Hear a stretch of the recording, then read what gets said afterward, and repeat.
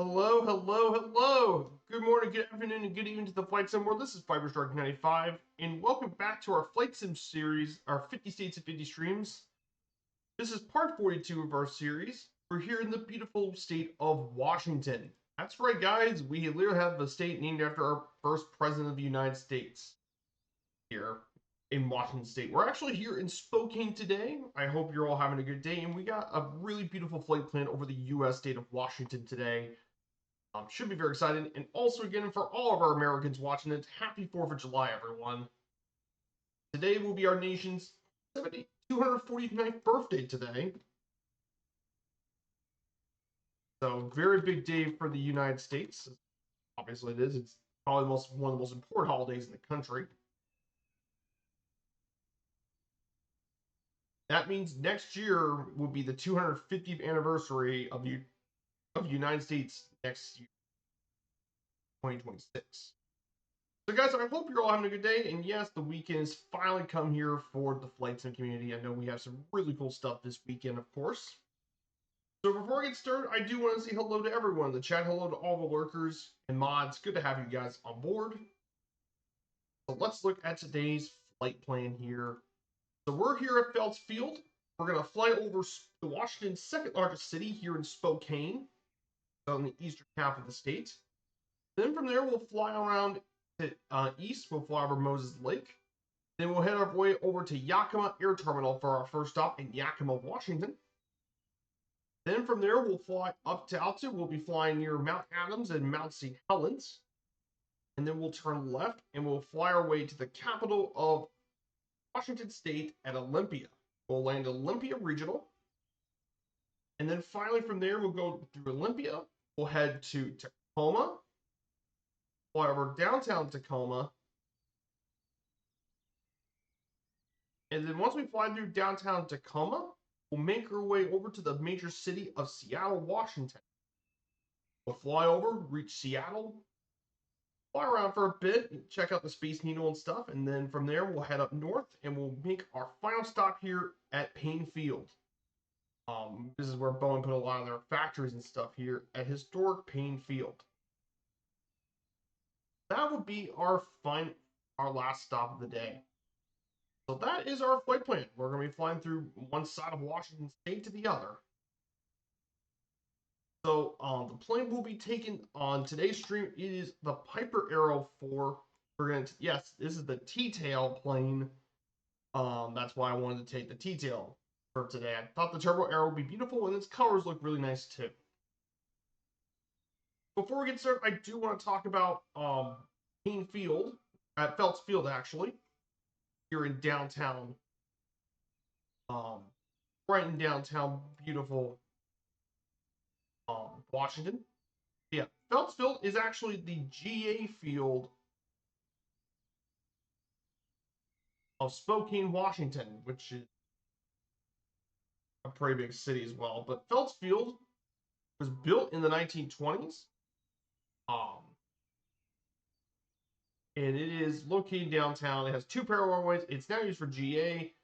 But in fact, this was at one point the main commercial airport of Washington State.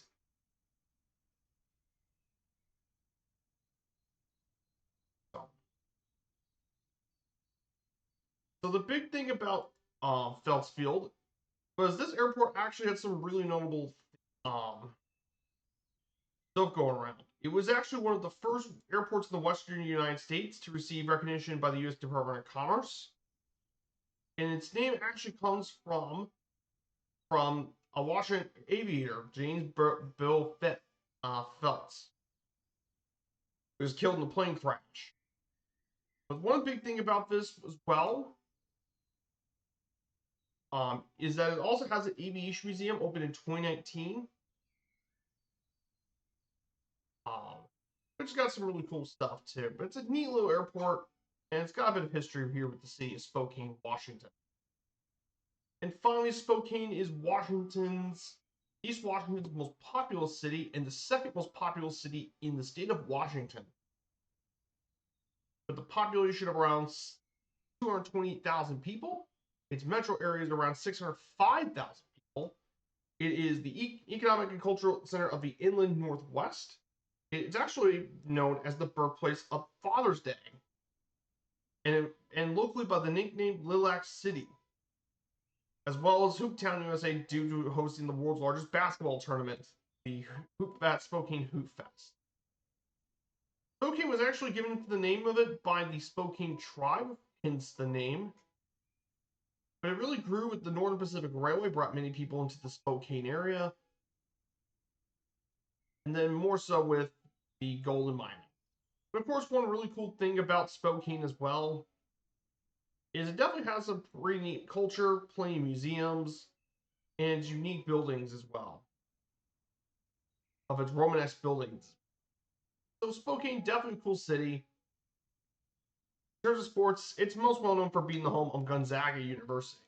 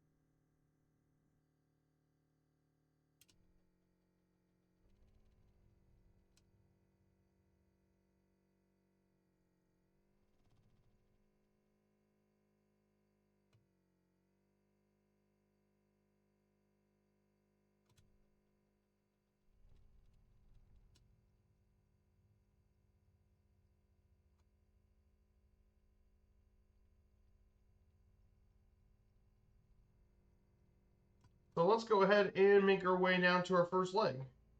Let's go ahead and make our way to the runway here. We have a beautiful day here in Washington. We got some high level clouds today. We have a beautiful day here, clear skies here in Washington. We're going to take off from 04 left.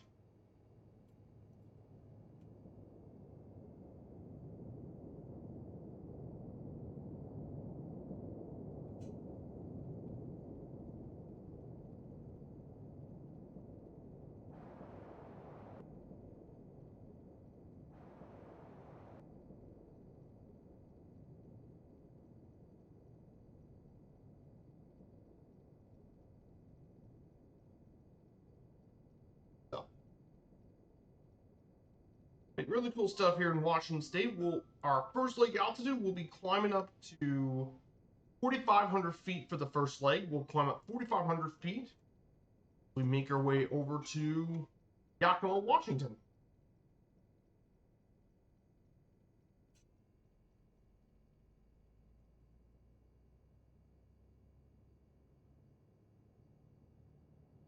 Guys, if you don't know about the 4th of July, well, it's the celebration of the U.S.'s independence. And of course, it commemorates the Declaration of Independence of the United States from Great Britain back in July 4th. And it was signed in Philadelphia at the Continental Congress. Which, by the way, guys, we've actually visited Philadelphia earlier in our journey. We've been in Philadelphia before. Huh?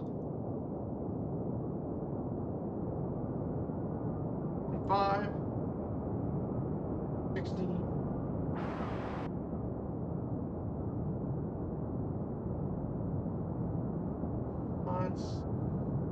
And we're up. Land gear deployed.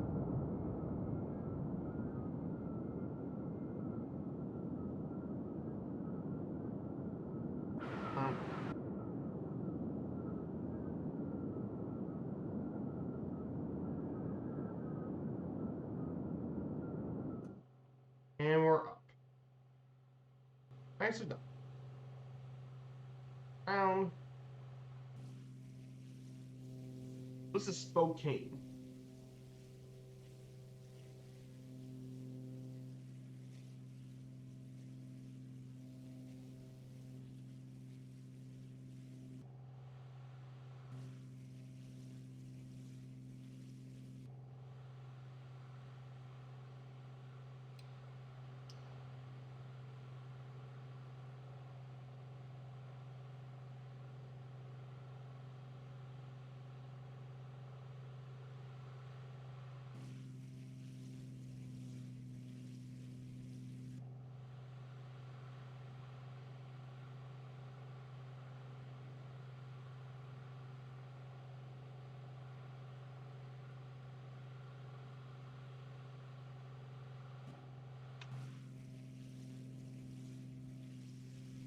Yeah, Spokane doesn't have any photogrammetry, but the Seattle area does. If you want to see photogrammetry in Washington, check out the Seattle metro area.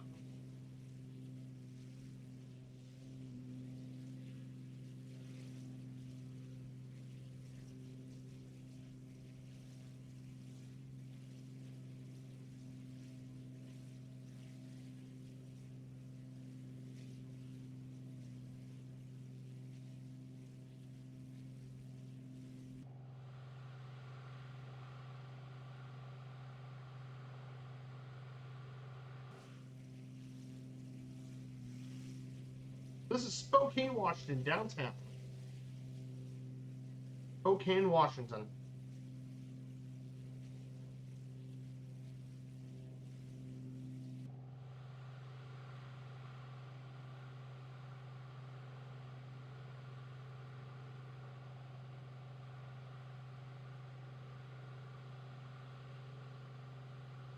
So here, guys, we finally reached 4,500 feet.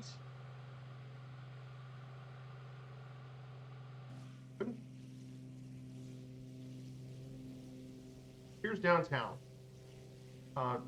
University District, right around here, and that's home of Gonzaga University. Most famous for their basketball program, producing solid basketball players, most notably John Stockton of the Utah Jazz. Right ahead of us, by the way, is Spokane's commercial airport, Spokane International, here in Washington State.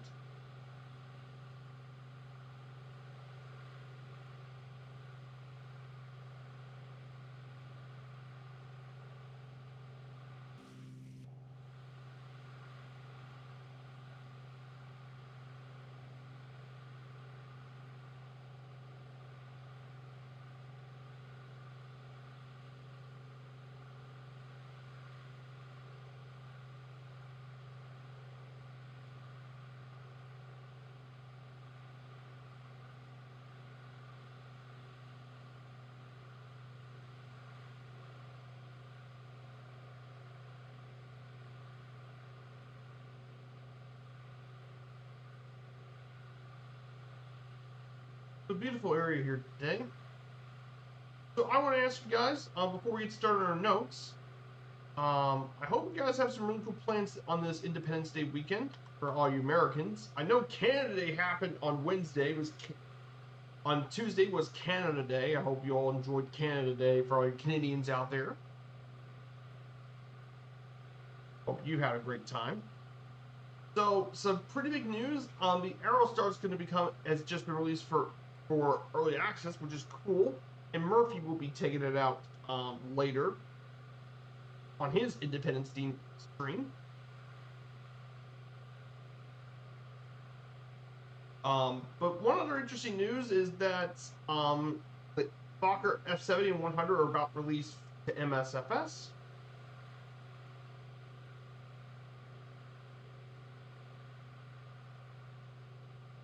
Which should be really fun.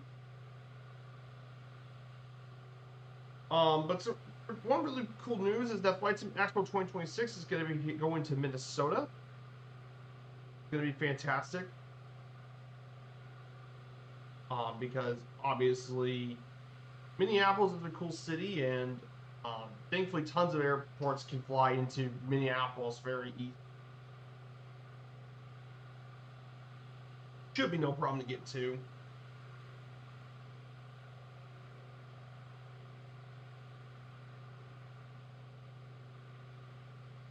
guys some bit of our flight sim news and stuff. I'm still waiting for when PUBG finally puts the 737, then I can finally do some of the short haul routes that I've always been wanting to do. Hard to do that in a 777, especially on some of the smaller airports in our simulator. We'll be heading our way forward, of course. So I've also got the first 10 flight plans of Friday series, the All Countries series. I got the first 10 ready. Looking forward to that, of course. Let's go ahead and discuss about Washington State for a bit. Let's talk about Washington. Brief intro to Washington and its history. So Washington State is in the Pacific Northwest. It's often referred as Washington State to differentiate it from our nation's capital, Washington, D.C.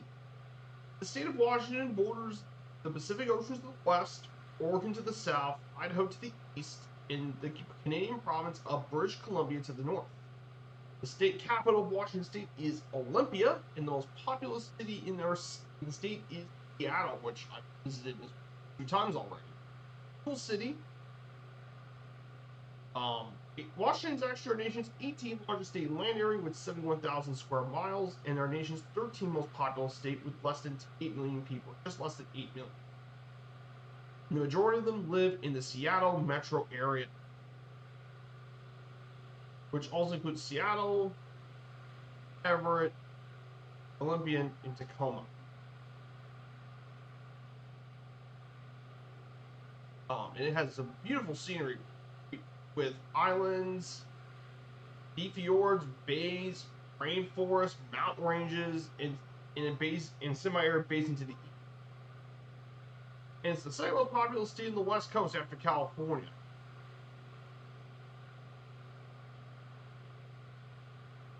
Of course, Washington is also one of the most wealthy and socially liberal states in the country, and it ranks very highly on life expectancy and unemployment rates throughout the United States. So the history of Washington dates back to pre-colonial times. In fact, you can find the Kennewick Man, which is 9,300 years old, and it's the oldest and most complete human remains ever found in North America. And the region has been home to many indigenous tribes for thousands of years.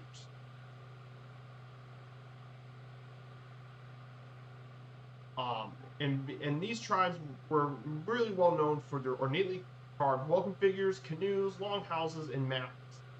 Prominent of those industries include salmon fishing, and notably among the Makah tribe, whale hunting. While the interior's people had different subsistence-based culture with hunting, food gathering, and agriculture.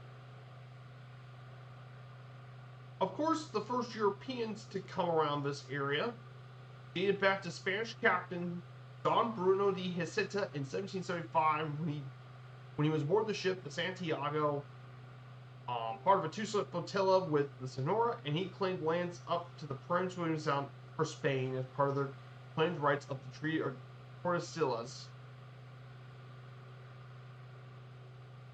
And he was the first recorded landing. Of course, smallpox of the 1770s decimated many of the Native American population as the disease spread from the east. And then 1 year later, in 1778, the British explorer, Captain James Cook, he sighted Cape Flattery, which is in the entrance of the Strait of Juan de Fusa, but Cook did not realize it existed until Charles William Barkley sighted in 1787, and they were first explored by Spanish explorers Manuel Quimper in 1790 and Francisco de Eliza in 1791, and of course George Vancouver in 1792 explored these straits. Of course, the British-Spanish Nootka Convention in 1790 ended all Spanish claims of exclusivity and opened the northwest coast to explorers and traders from other nations. Most notably, Britain and Russia, and as well as the fledgling U.S. In fact, Captain Robert Gray actually discovered the mouth of the Columbia River and named it after his ship, Columbia. Of course, the Lewis and Clark expedition also opened up to much of this area when they did their expedition in 1805. Of course, Britain and the United States came to an agreement in 1818 as a joint occupancy of the lands west of the Continental Divide, established the 49th parallel as the international boundary. However, there were still some negotiation conflicts between Britain and the United States over Oregon, and eventually lasted for several decades. Eventually, that was settled in 1849, in 1846, with the Oregon Treaty. Now, of course, there's been some negotiation decades with a lot of settlers and stuff. The Oregon question was then settled in 1846 under the Oregon Treaty, which established British United States across the 49th parallel until the Strait of Georgia came around. And eventually, the Van Gordon let San Juan Islands in doubt. And during the Pig War, eventually both nations agreed to take control of the islands. And eventually, the Commission in 1872 favored the United States. So there's the boundary. Of course, post of all of it, eventually the Oregon Territory became its own territory as a result. And eventually, in 1853, the legislation created the Washington Territory in 1853. However, it did not take too many more decades for this to be a state. And they had to do a couple border changes, including ones with Oregon and West Montana. Eventually, and of course, it didn't take until 1889 for Washington to become a U.S. state, and on November 11th, it became the 42nd state of the Union. Of course, early industries in the state came from agricultural lumber. The Yakima River particularly was apple orchards, while heavy rainfall west brought into manufacturing and lumber. Of course, for a long period of time, Tacoma had smelters where gold, silver, cotton, and lead ores were treated, and Seattle was the primary trade port with Alaska and the rest of the country as a major port and a large shipbuilding industry, especially during the World War eras of the World Wars. Of course, during the Great Depression, they built a series of hydroelectric dams to increase production of electricity, and this then culminated in the Grand Coulee Dam in 1941. But Washington became really heavily involved, however, during the Second World War, thanks to many different manufacturers, especially the Boeing Company, which produced many bombers in its factories. The ports of Seattle, Bremerton, Vancouver, and Tacoma were available for warship manufacturing. Seattle was a major port for many in the Pacific, and more. So Washington became especially pro during the World War II era. Of course, after the war, the civil rights movements, it grew a very heavily amount of black population. And the early desertification of Washington meant that there was a lot less discrimination in the workplace for many African Americans to work. In 1970, the state was one of only 1 U.S. states to provide legal abortions before Roe v. Wade. But one infamous day happened during this time was in 1980. Mount St. Helens erupted and slid off in the largest landslide in recorded history before violently erupting, destroying a large part of the volcano. And this landslide killed 57 people, flooded the Columbia River in tributaries with ash and mud, and blanketed large parts of Washington in ash. So that is pretty much Washington's history. Good to see you, Red Baron Flies. I hope you're doing well, Red Baron. We're here in Washington State today of our 50 States in 50 Streams series. We're in Washington State.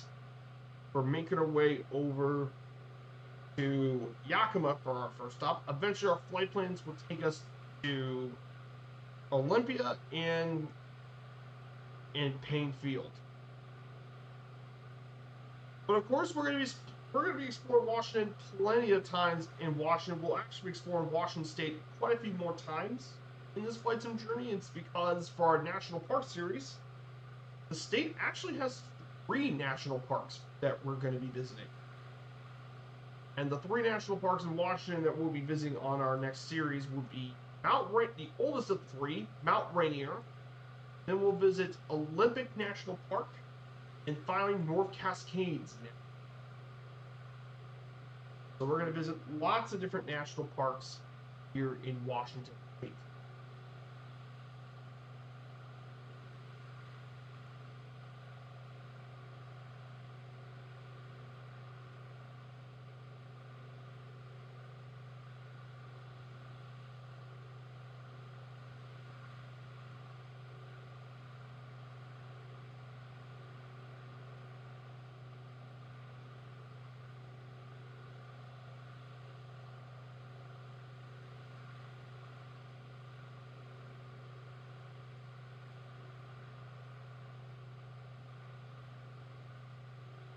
Yeah, good to see you, my dude. So we're getting our way through. So yeah, a lot of this does in the east.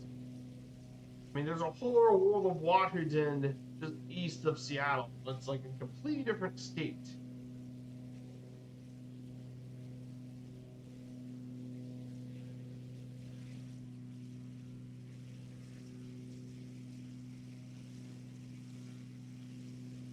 So of course, Idaho will be our next 50 state stream will be in Idaho on Sunday. We'll be in the Mountain State. Idaho should be a gorgeous flight series. So it should be fun. Of course, next week will be the U.S. states of Wyoming and Utah. Will be next week.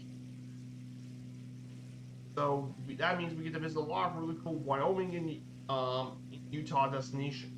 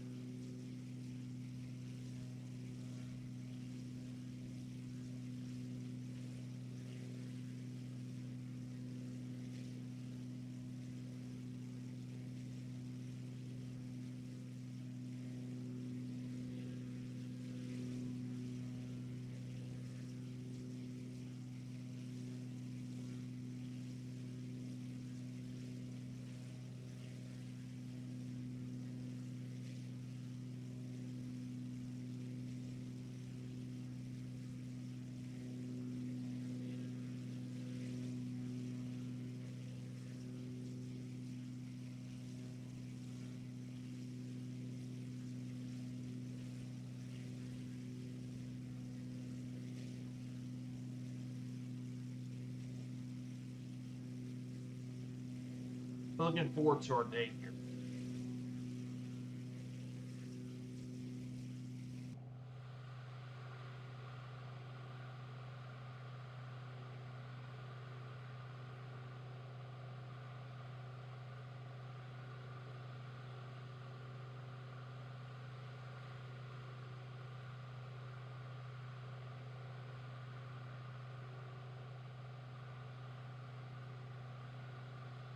I hope you're all getting well for the weekend, of course. Murph will be back on later today. He'll be doing his Independence flight stream.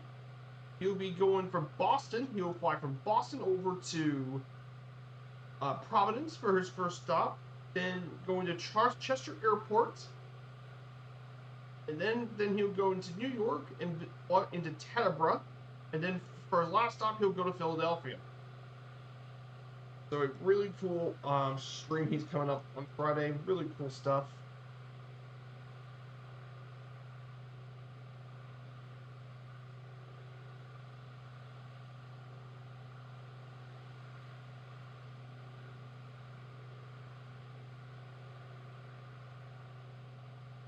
So yeah, really cool flight sim stream. Definitely check out Two Tom Murphy. A very long time friend of the community. Excellent dude. Love his. Of course, Saturday, guys.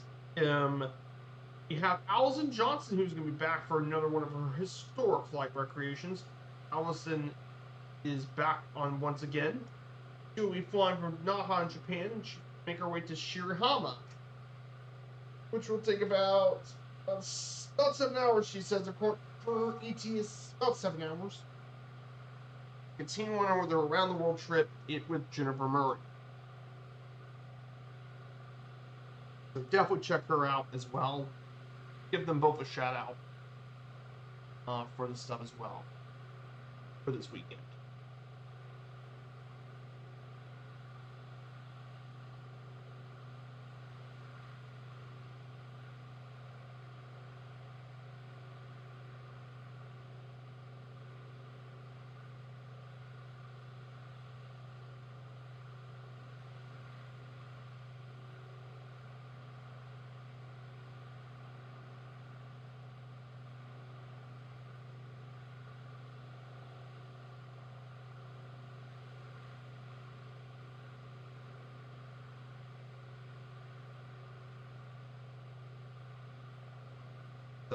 we have all that coming up.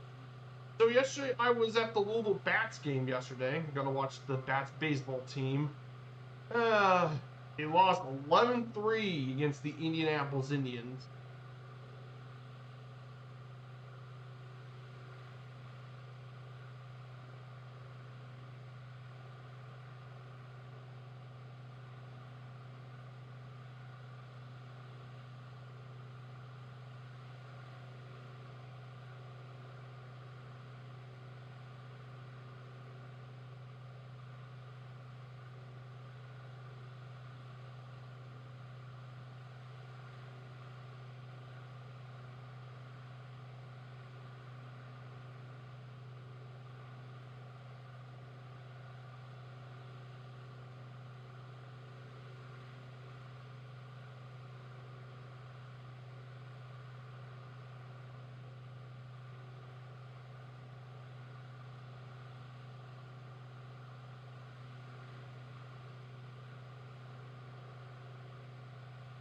We're going to be hitting the Moses Lake for the first waypoints. After we get to the next waypoint, we'll talk more about Washington's geography first. We'll cover that very soon. So in terms of sports news, for baseball, of course, for Major League Baseball, it's been a while since I've talked about it. It's been over a week. The Rays are now dropped into third in the AL East because the Blue Jays have won 8 and 2 in the last 10 games, so they now leapfrog the Yankees. The Tigers still look unbelievable out there. And then the Astros continue to run the West pretty easily. So I guess the top 3 division winners are the Blue Jays, Tigers, and Astros, and then the 3 wildcard teams would be the Yankees, Rays, and the Mariners would be the third. In the National League, the Phillies and Mets are the top 2 in the East. The Nationals are the worst team in the NL East. The Central's run by the Cubs, but the Brewers and Cardinals are not doing that badly. And the National League West, it's been all Dodgers. And the Rockies are still rubbish. Very good. And then the playoff things for the National League will be the Phillies, Cubs, and Dodgers with the division. And then the 3 other teams will be the Mets, Brewers, and Cardinals take the playoffs. And then other sports, we have the MLS, which is Major League Soccer, of course. The U.S. Major League Soccer team. Philadelphia is the top team in the East, followed by Cincinnati, Nashville, Columbus, Orlando, New York, and Inter Miami. Of the top 7. The New York Red Bulls and Chicago Fire are in the playoffs, final playoff spots. And then the West is the expansion San Diego FC, the expansion team, is actually number 1, followed by Vancouver, Minnesota, Portland, Seattle Sounders, San Jose Quakes, and LAFC at the top 7. The final series playoff between the Rapids, Colorado Rapids, and Austin FC. And the LA Galaxy are absolutely terrible this year. They only scored 9 points all season. Yikes.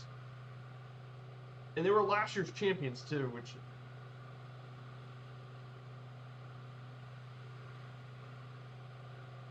And then for the U.S. Soccer League, Louisville City is still the top team in the East. Go Lou City.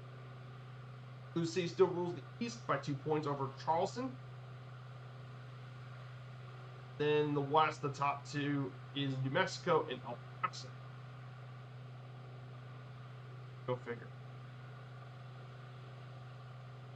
There was also a really tragic passing that happened yesterday.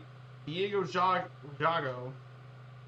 Jota passed away, sadly, at age. He only passed away at age 28 years old, that is way too young. And that's why in Liverpool, just after his passing, Liverpool just retired his number 20 to never be worn ever again. Which I think is a really touching tribute to retire his number. Very respectful for Liverpool FC.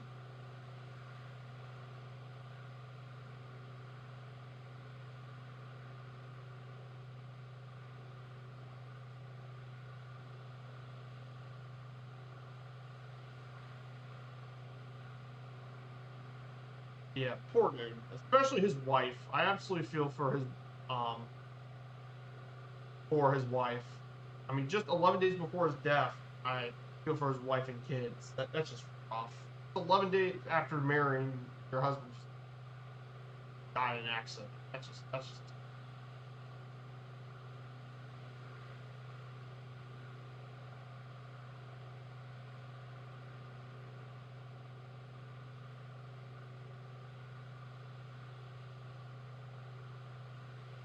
just rough.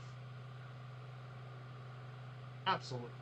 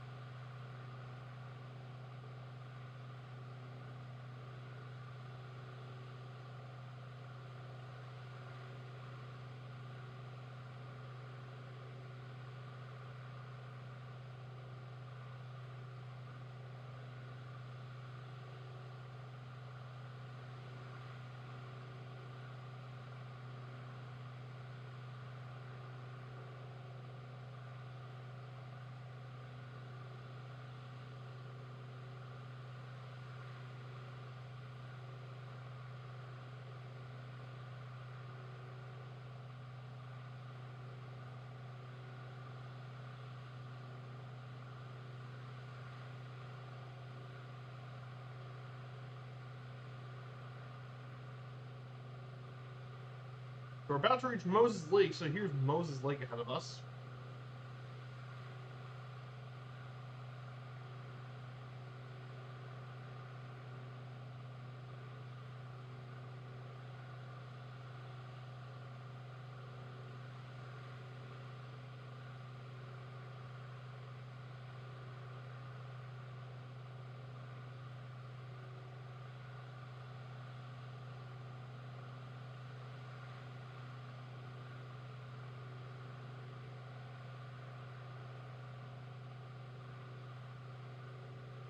Once we turn here, we'll go talk more about Washington's geography. We'll talk about Washington State's geography once we get to talk about that. Our next.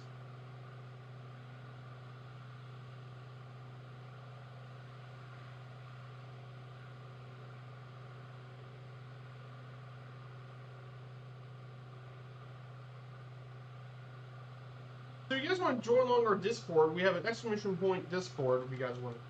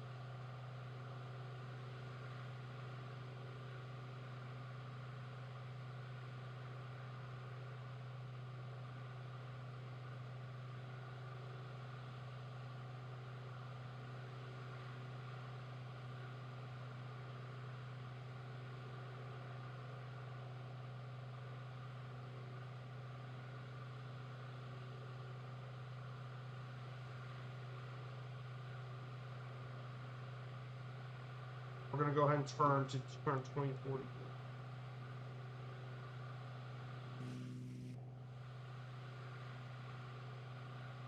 This is the community of Moses Lake, Washington, by the way. This is Moses Lake. Beautiful area here.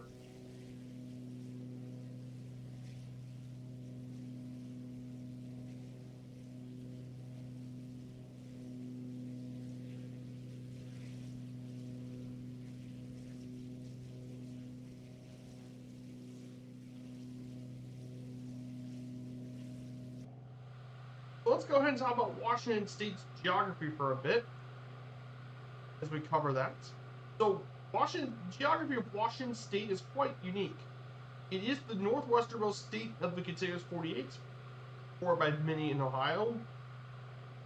But of course, one of the unique things about Washington State is that this state is often bisected by the north-south high mountains of the Cascade Mountain Range. In addition, western and eastern Washington addition to western Washington and East Washington, residents call the two parts of the state West Side and East Side, but also West Side, Dry Side, and Timberland and Wheatland. The latter pair more commonly the names of the businesses and institutions here in the state. So, if you are from western Washington, the climate is actually much more Mediterranean-like, with mild temperatures, wet winters, autumns, and springs, and relatively dry summers. The Cascade region has several volcanoes, including those of Mount Baker, Glacier Peak, and the most famous of all the mountain volcanoes, Mount Rainier, which we will cover plenty when we do the national parks here. We'll cover Mount Rainier plenty during that time. And it's the tallest mountain in the state, by the way, 14,000 feet.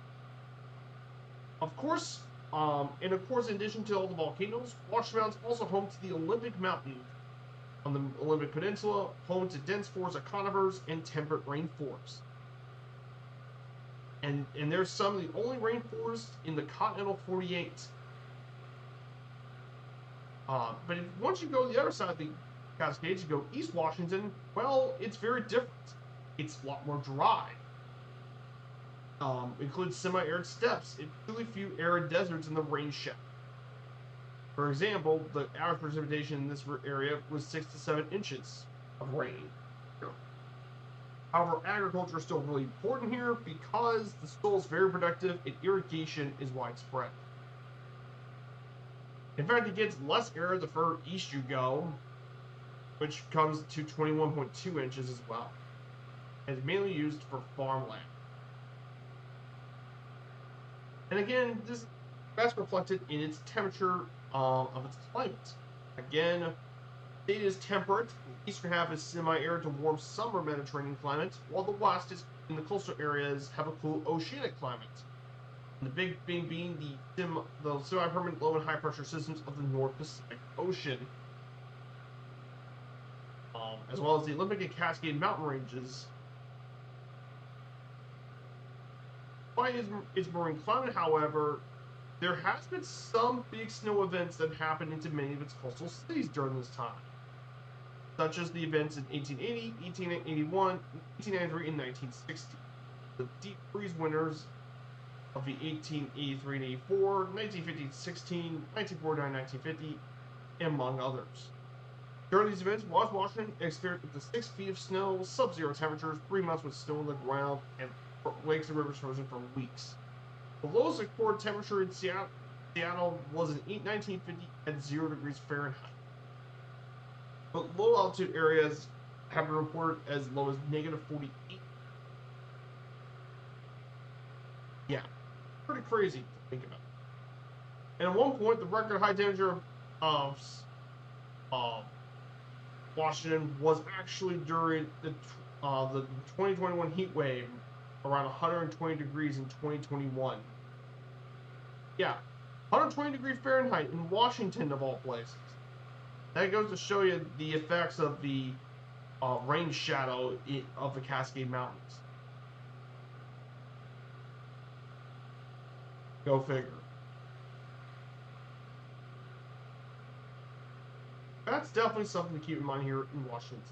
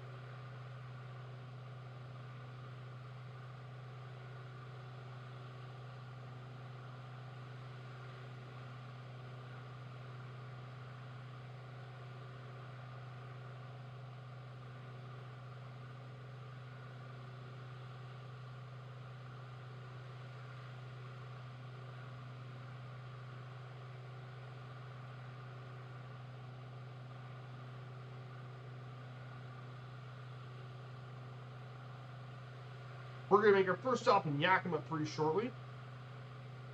So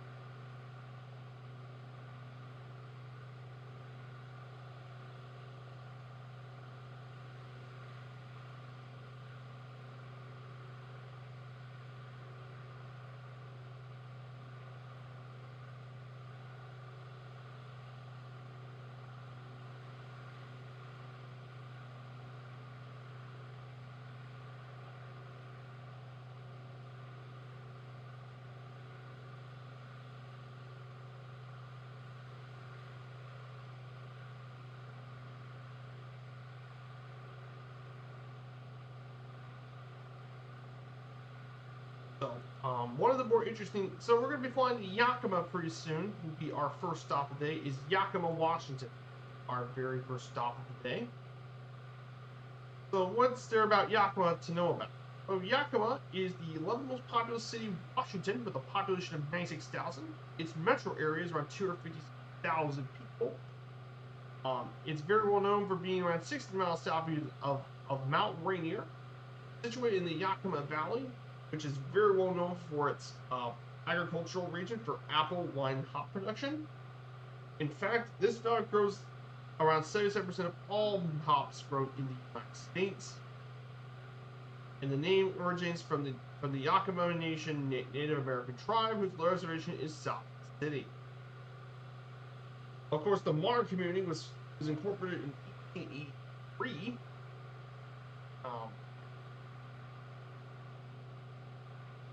One really cool thing about Yakima is that this city also grows many crops. Agriculture. Apples, peaches, pears, cherries, and melons were all grown in the valley.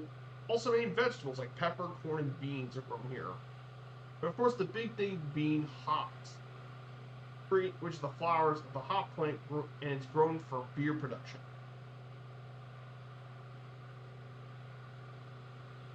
And it has several unique culture and events here too. Yeah, really neat stuff about Yakima. Now, the main airport that Yakima serves is McAllister Field, known as Yakima Air Terminal. This airport is most well known for general aviation and some commercial services. It was operated in 1926. It was used by the Army Air Forces for some of their stuff. Of course, one of the unique things about this airport as well, actually home to Cub Crafters, which is a manufacturer of the light sport and light utility aircraft, which of course you all probably have flown a Cub Crafters plane in this simulator because the X-Cub, you all probably have flown the X-Cub many times. Well, they actually have, it's manufactured here at the airport. It was also designated as a diversion site for those unable to reach Seattle-Tacoma airports. One time, an Airbus A330 had to land there from London due to heavy fog in Seattle. And it's the largest plane ever landed at the airport. Pretty cool, huh? There's even talks about this being a reliever airport for Seattle.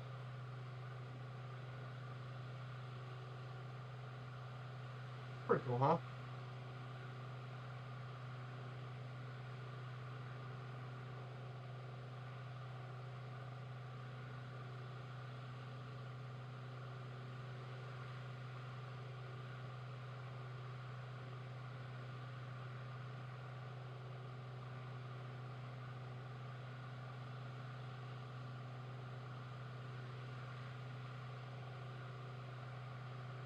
So we're not getting too much farther. We're just 216 nautical miles out from our final stop here in Kane Field.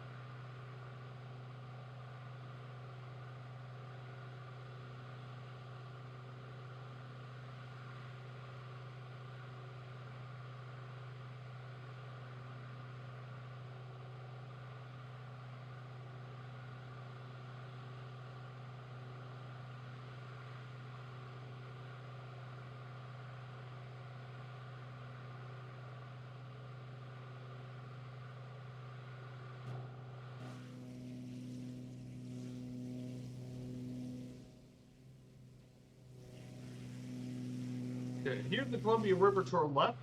To our left, we have the Columbia River. This is a river that pretty much flows through a lot of Washington State. And it flows through much of Washington State. It also flows through a bit of Canada as well.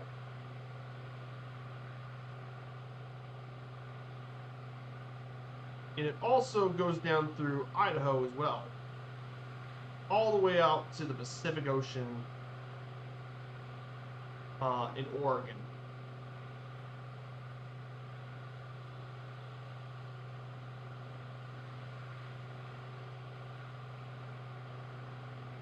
But it's the largest river in the Pacific Northwest. It goes all the way from Alberta, British Columbia. It goes from Revelstoke all the way to Astoria.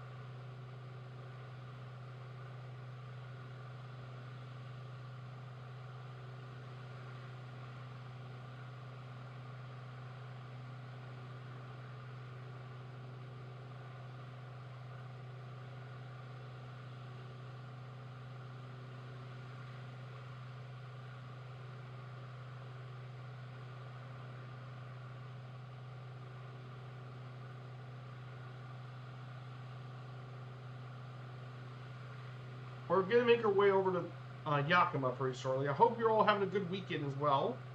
Oh, it's good to have you guys have a great day. So, one of the big things about Flight Sim, I know I'm very excited.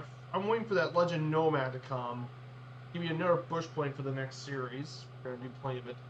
Also, the Bluebird 757 trip looked amazing. Cannot wait for that 7.5. It's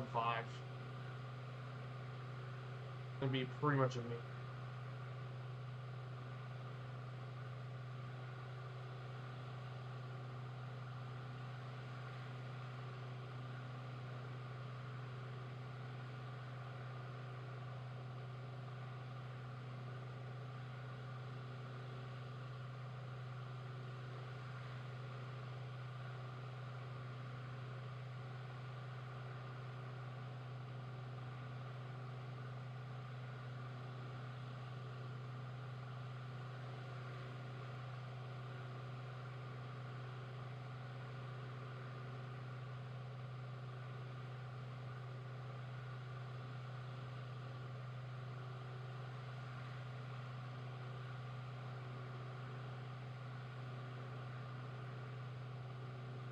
Hey, Shirley Dev. Good to see you, Shirley Dev. I hope you're doing well, my dude. Good to see you, Shirley Dev. We're about to make our first stop here in Yakima today. We're about to make it into Washington State. We're just under 200 miles from our first stop. If you guys look ahead, you look very much ahead on your screen. It is Mount Adams in front of us. We'll talk about Mount Adams when we get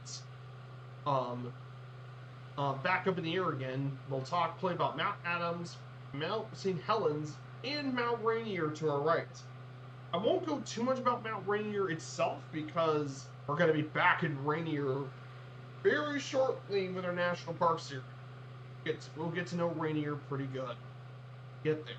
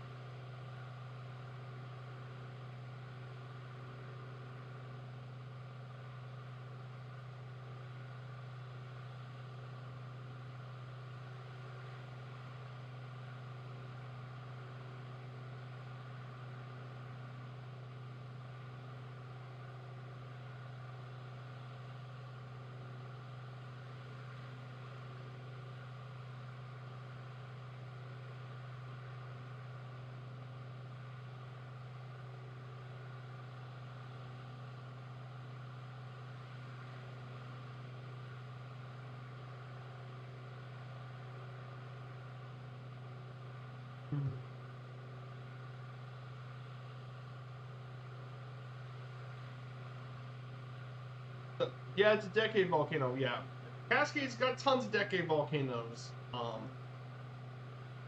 Super Typhon. This region is very volatile for volcanoes in the United States. Washington. I mean, pick your boys between Mount Adams, Mount St. Helens, Mount Rainier, Mount Baker, and Glacier Peak. You're going to be visiting plenty of these during our 50 states or plenty.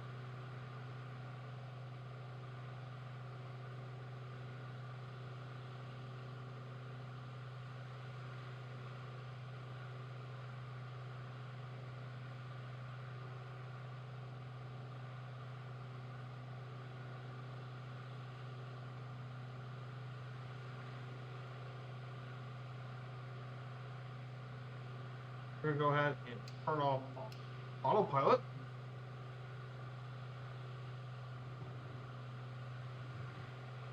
Go ahead and descend. This is downtown Yakima, and our airport shouldn't be that far. Yakima, and head our way down. So if you guys want to join along, here's our route, by the way.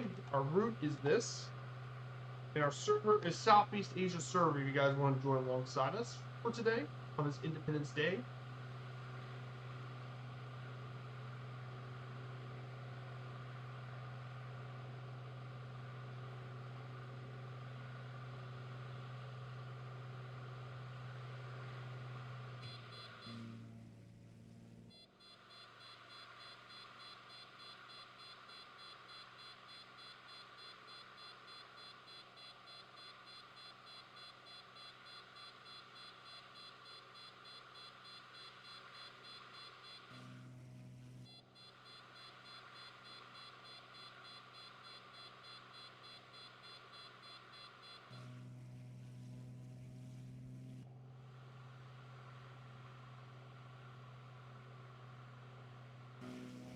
This is Yakima.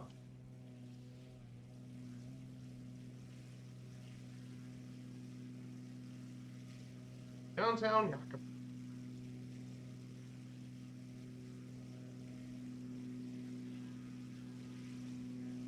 This is downtown. Beautiful little area here. Our first land of the day.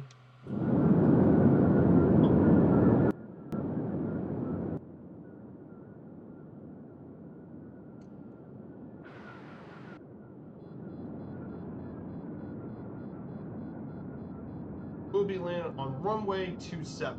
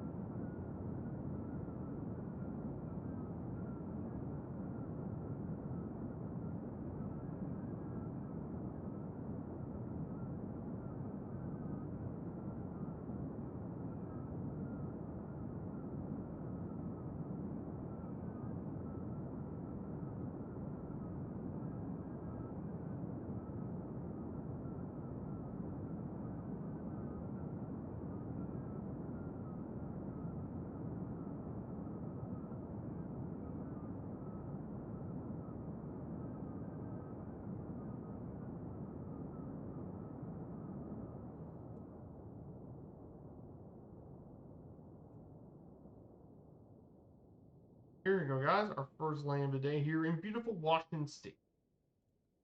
Go ahead and park. Here we are, guys, in Yakima today. Our first stop here in beautiful Yakima, Washington. Easy record from here. So we'll be back up in about a minute or two. I gotta take a quick break and we'll be right back.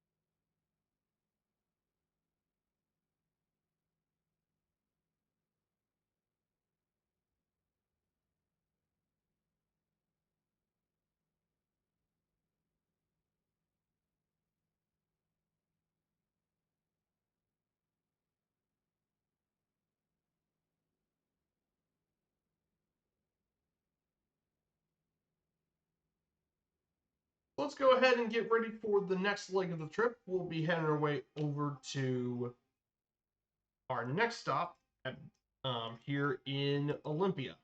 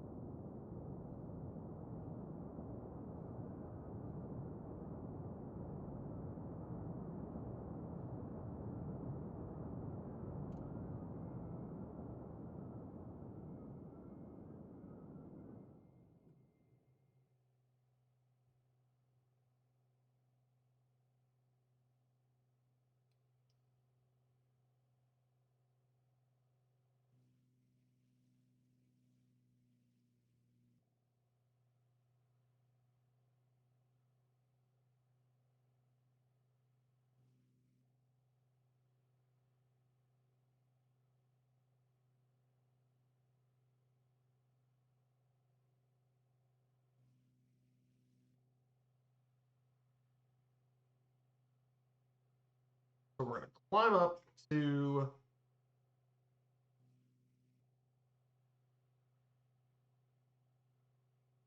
up to 7,000 feet. This is the max altitude for this entire trip, by the way. So we're going to be making our way up. So the three mountains volcanoes we're going to be flying to first. First, we'll be making our way over to Mount Adams. Now, Mount Adams will be our first volcano we'll be visiting on the trip, which is straight ahead of us to our left, by the way. Here it is, guys. Once again, here's Mount Adams to our north and west. So there's Mount Adams right here. So Mount Adams is at 12,276 feet. It's the second highest mountain in the state and a prominent feature of the Cascade Volcanic Arc. However, it hasn't erupted nearly as much as St. Helens and Rainier. And the volcano was first formed in the Pleistocene around 500,000 years ago.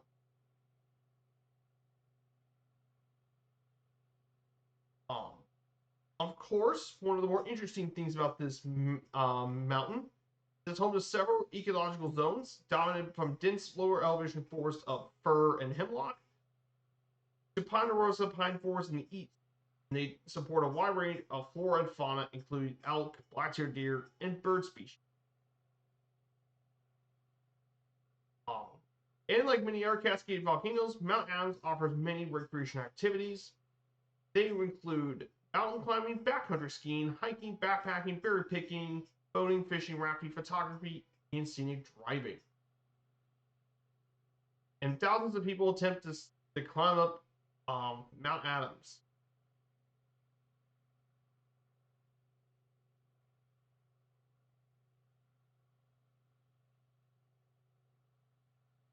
So definitely pretty cool stuff. You can do hiking and much more around this area, but it is a really cool area, and it's got a lot of really neat stuff here at Mount Adams. Now the mountain you all know of from TV is St. Helens. Next to Adams is St. Helens. She's known by the local people as Balatalatla. This Adams stratovolcano is about 52 miles northeast of Portland, Oregon, and her English name is that of British diplomat Alien Fitzherbert, first Baron St. Helens, who was a friend to the explorer George Vancouver in the late 18th century. Of course, you all probably know her eruption in 1980. It still is the deadliest and most economically destructive volcanic event in U.S. history. 57 people were killed, 200 homes, 47 bridges, and 50 miles of railway were destroyed. And you can still see the whole of the mountain to this day. In fact, we'll be flying over it. So we'll be seeing plenty of Helens. So you'll get to see a bit of her eruption event still happening on our way over. After its 1980 eruption, the volcano has experienced continuous volcanic activity until 2008, and they predict that future eruptions will be actually more destructive, as the configuration of the lava nodes require more pressure to actually erupt.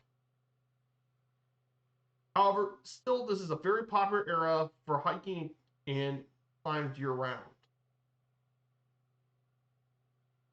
And the last mountain we'll be visiting on this trip is, of course, the most famous one of the three here in the States. That's right next to each other, and that's Mount Rainier. Mount Rainier is the most topographically prominent mountain in the United States. The contiguous 48, around 14,000 feet tall, and due to its proximity of eruption near future, it's one of the most dangerous volcanoes in the world. It's on the decade volcano list. And of course, Mount Rainier is very popular to climb. It is a lot of people want to climb Mount Rainier. Over 430,000 have climbed it between 1950 and 2018. 84 of them have died in mountaineering accidents. Oh yeah, one more thing. It's not just a mountain, it's also part of a national park, which we will be, again, visiting in the future. So that is the three major volcanoes that will be on our journey. Of course, I'll be reusing those 3 volcano notes on our national park series. I'll be reusing them again because it saves me time from having to do the notes themselves, and plus, we'll be flying over those 3 again for the national park series. Why would we not want to fly them over again?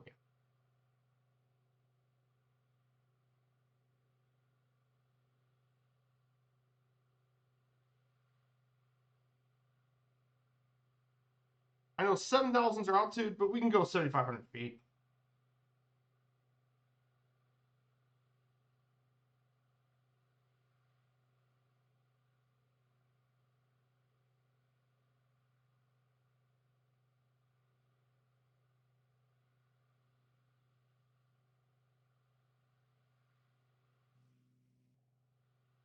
There we go, guys. 7,500 feet. That should work. So those are our 3 mountains. So yeah, I've already got the flight plan for that national park worked on. And for that one, we're going to be going from Pine Hall, Oregon.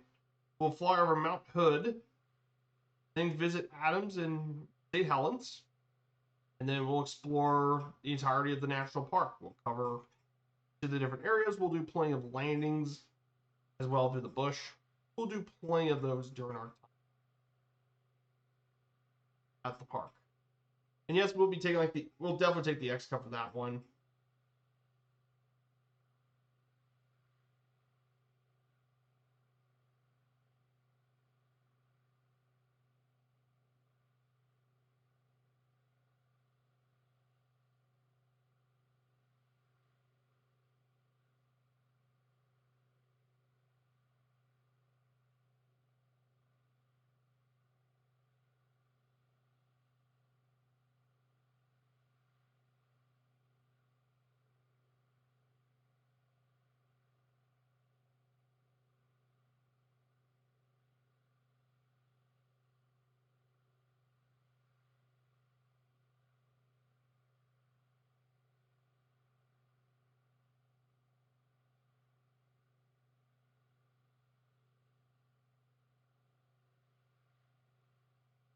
Mm.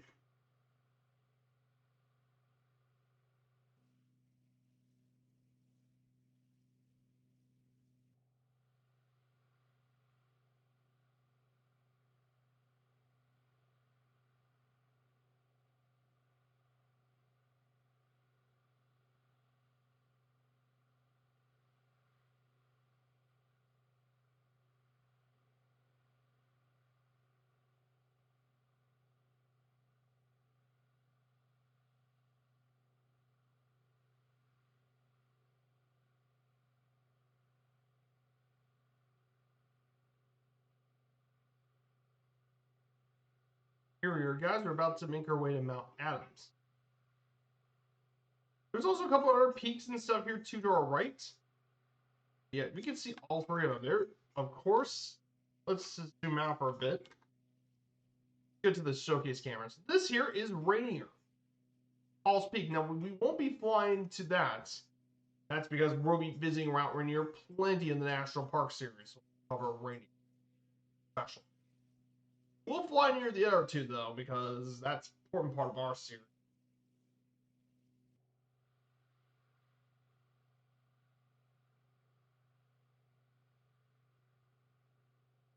We'll definitely talk more about that.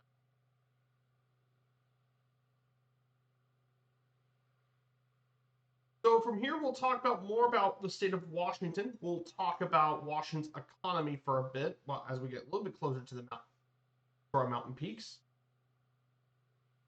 Washington's economy, by the way, is a relatively strong economy. Its GDP, gross state product, is 801 billion in 2023, which is the 11th in the nation, and it's grown 8.6% a year, which is one of the fastest in the United States. And it continued on the backs of its growth throughout the 2010s.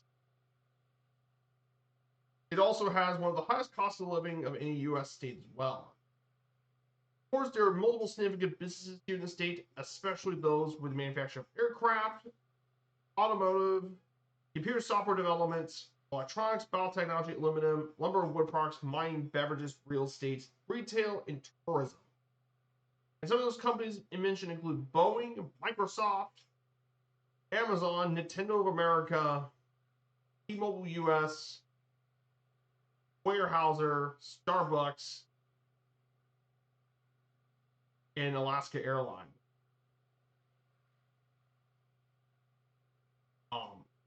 Also, in addition to this as well, it's also home to some of the wealthiest people in the United States in the world. Most notably, Bill Gates, the co-founder of Microsoft, and Amazon's founder, Jeff Bezos. While living in Washington. They both received the richest person in the world living in Washington. Pretty cool, huh? Of course, a big recent part of its economy has now been agriculture. Washington is one of our nation's leading agricultural states, especially in raspberry production, which is first in nation in raspberry production, hop production, spearmint oil, wrinkled seed peas, apples, sweet cherries, pears, Concord grapes, carrots, and green peas. It's also second in other products, including fall potatoes, nectarines, apricots, asparagus, all raspberry types, grapes, sweet corn, and summer onions. But one particular agriculture industry that's important in Washington is apples. Due to the dry, warm summers and cool winters of central Washington, and as a result, Washington has led the U.S. in apple production since the 1920s. Particularly those of the Yakima Valley and the Wenatchee region. And there are multiple varieties of apples that are exported to more than 60 countries around the world.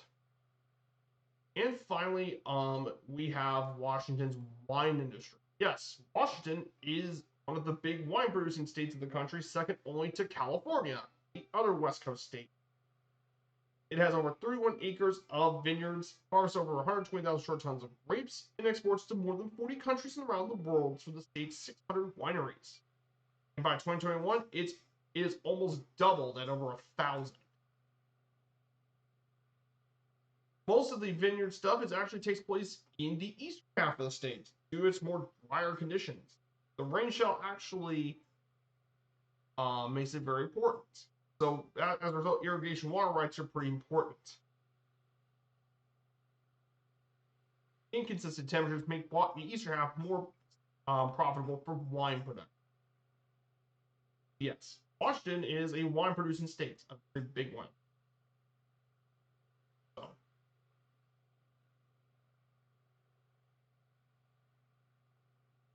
here we go, guys. I think we're now going to get a little closer to the state of Washington here. I want to check see if anyone's flying along with us today. This here is Mount Adams to our left. Beautiful, is it? Be really excited to finally take a bush plane up to there for sure.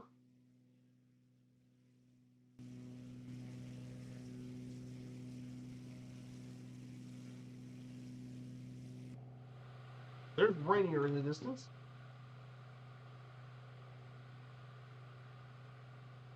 But yeah, we'll get closer to it with our national parks here.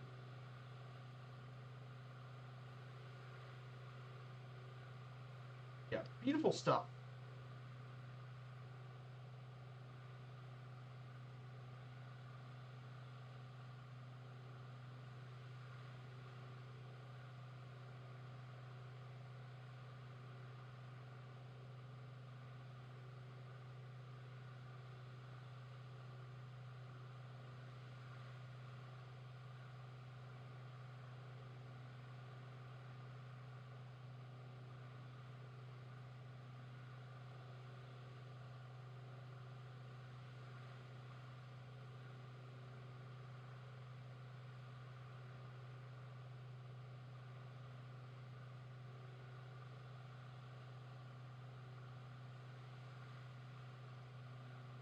Now that's cool, huh?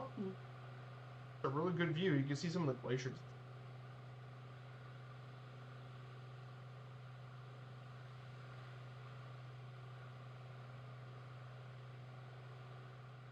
Pretty cool, huh? Now, ahead of us is St. Helens. We'll be visiting her.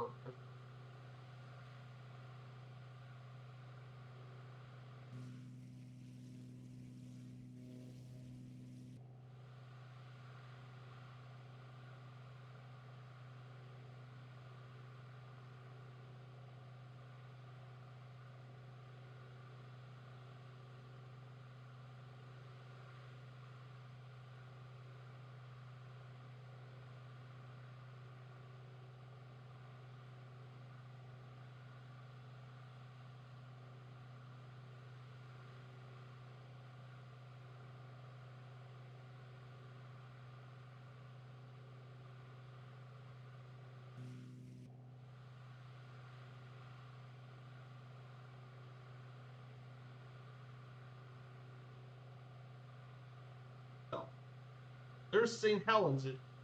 And from here, we actually get to see parts of the volcano got blown off. We'll probably see a bit of it.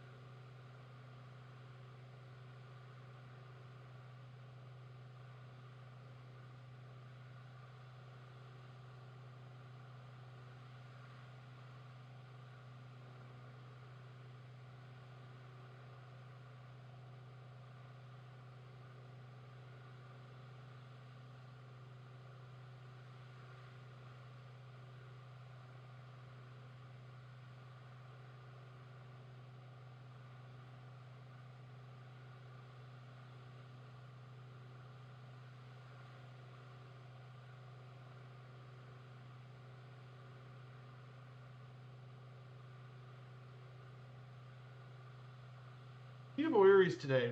This area is part of the Gifford Pinchot National Forest, which is in this area right here. Also, if you look down to your left, you can see this peak right here.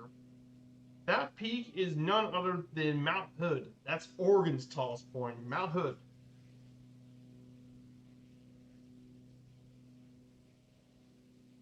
So that's Mount Hood.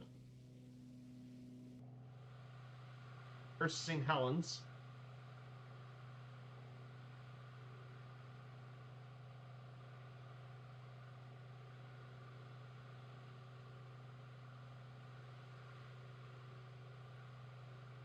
So let's talk about transportation here in Washington. Let's talk about Washington's transportation. Transportation, at least, it's actually quite unique. There's a couple of transportation entities. The highway systems known as state routes has over 7,000 miles of road in the state, but it's also home to the largest ferry system in the country, the Washington State Ferry System. And that's really important because, well, you see, there's a large chunk of parts of Washington that can only be accessed to many communities in the Puget Sound.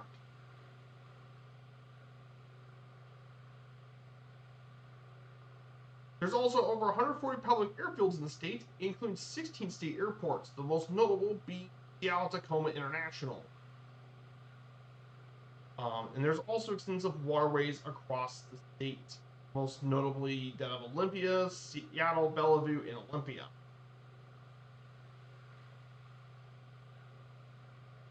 There's also several freight railroads and passenger stuff too.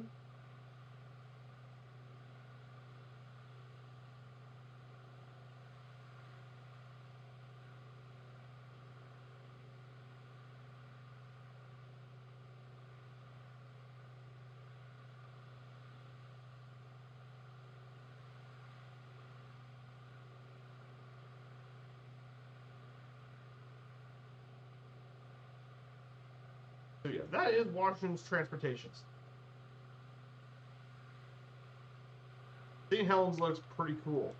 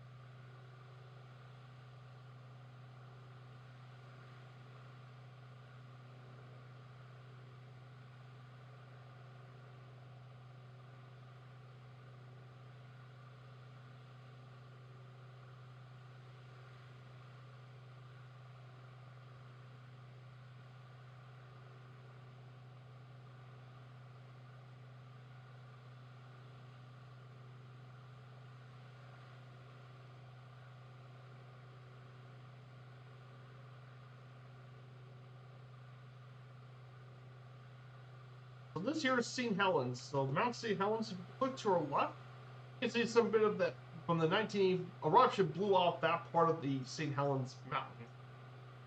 Blown off.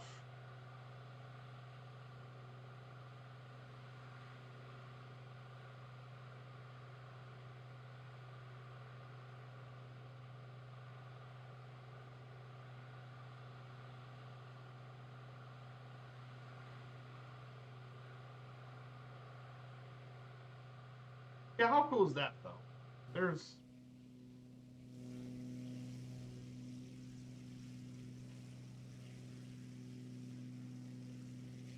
here's Mount St. Helens. This zoom in the key.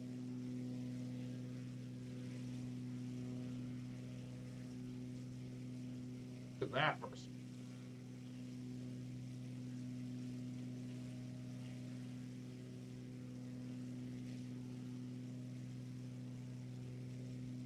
If you want to, we're also going to do a snapshot of Rainier as well.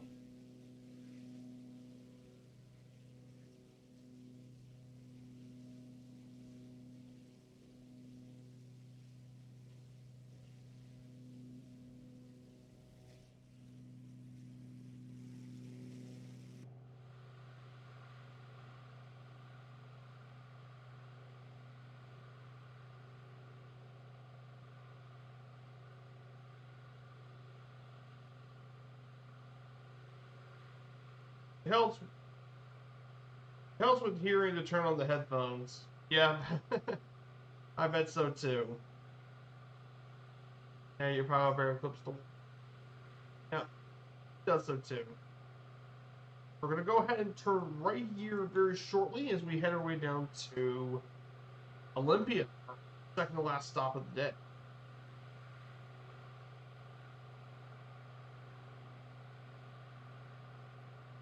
So this here is Rainier. Looks uncomfortable. I bet it probably does look a bit uncomfortable.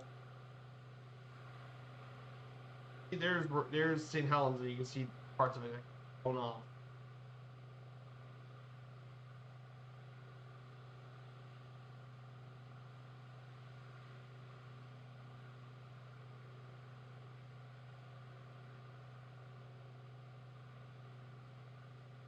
So we got two more quick slides I want to cover first, as we make our way over down to Tacoma, to Olympia for our next stop.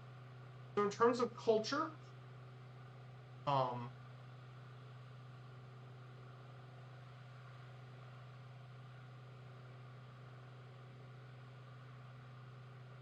so an important thing about Washington State has been music. Washington State is home to many popular musicians and several hotbeds of local music innovation. The largest city is known for the birthplace of grunge, basically alternative rock, as well as the evolution of punk rock, indie music, folk, and hip hop, as well as nearby Tacoma and Olympia have also been centers of pop music too. And there have been several famous musicians that have gone from our state. The most notable being Tacoma native Bing Crosby, one of the most famous artists of the 20th century, Bing Crosby. And he had one of the greatest Christmas songs of all time, the 1942 White Christmas, which was, by the way, his song.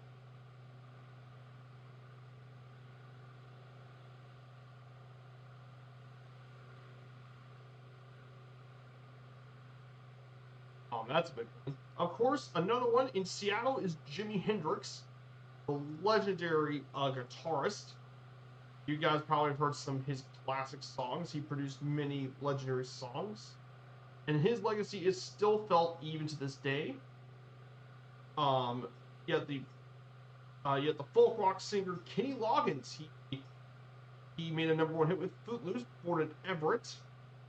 If you want to talk about modern grunge, of course, you can visit Aberdeen, Washington, which is home to a certain guy from Nirvana, certain frontman of Nirvana.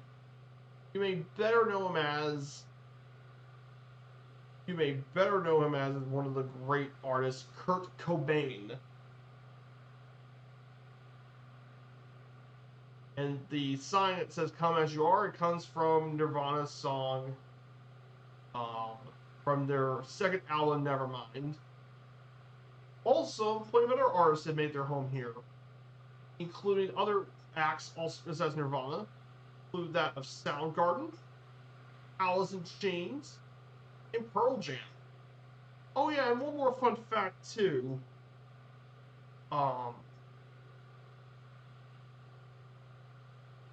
The drummer of Nirvana is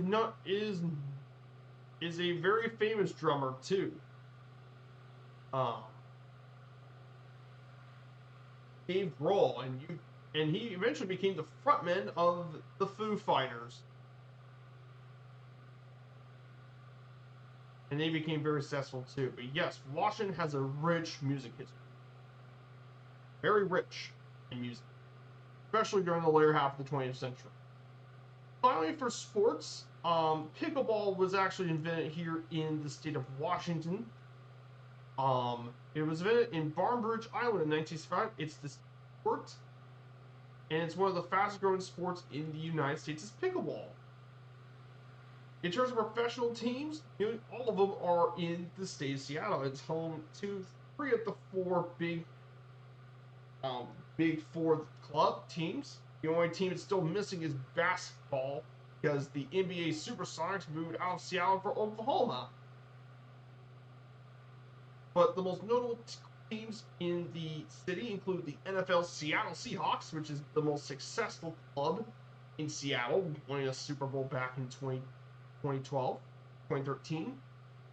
In addition, they also have the Major League Baseball's Seattle Mariners, who, by the way, number 51 is going to be in the Hall of Fame this season, Ichiro Suzuki. He's going to be in the Pro Baseball Hall of Fame, along with many other Mariner legends, which include Ken Griffey Jr. and Randy Johnson and Edgar Martinez are some of the most famous players as well.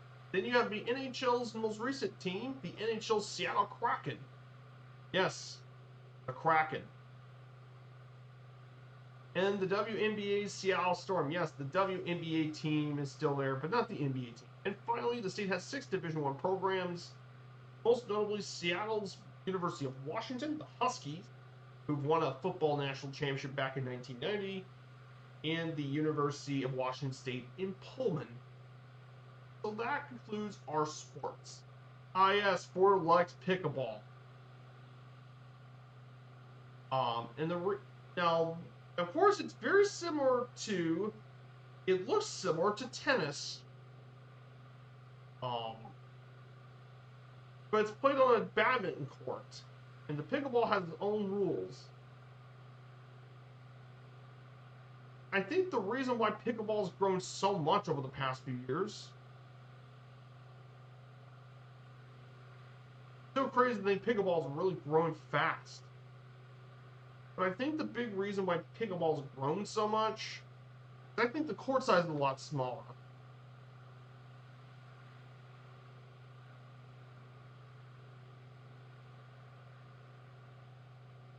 It's because simple rules, low barrier of entry, and wide range of skill levels, and smaller courts.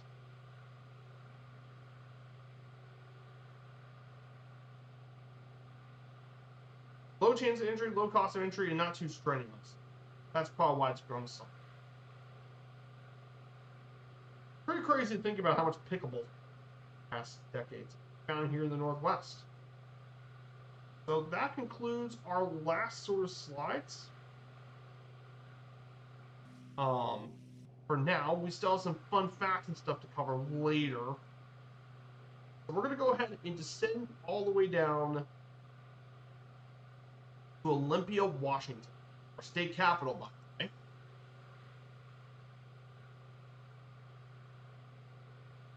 So we're going to go back down to around 2000.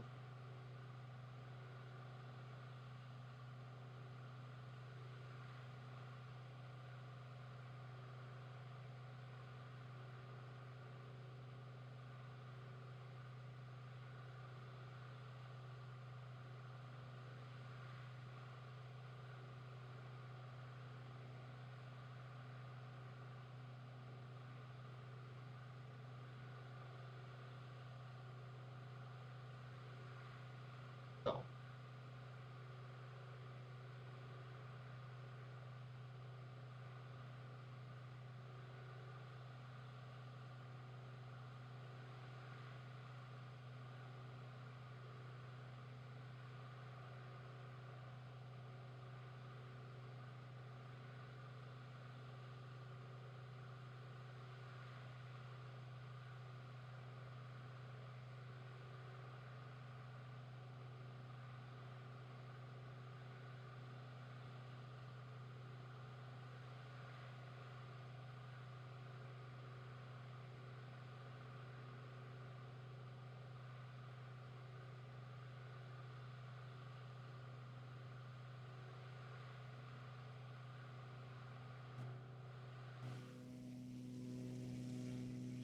yeah, we got many of the windmills here too. So let's go ahead and talk about Olympia since we're about to descend down to 2,000 feet. So Olympia is our state capital here in Washington. Population 55,000 people. It is around just 50 miles southwest of Seattle, the largest city in the state. One of the more interesting things was that Olympia came around during the 1850s with the Treaty of Medicine Creek, which forced the Susquehanna and other peoples out of the city to form an Indian reservation. Then it was declared as the capital of Washington Territory in 1803 and became a city in 1802. It's also gained as a countercultural hub in the Pacific Northwest, especially around its music scene in the 90s, things like punk rock movements, especially grunge. It's also home to Evergreen State College, a public arts institution known for its non-traditional curriculum.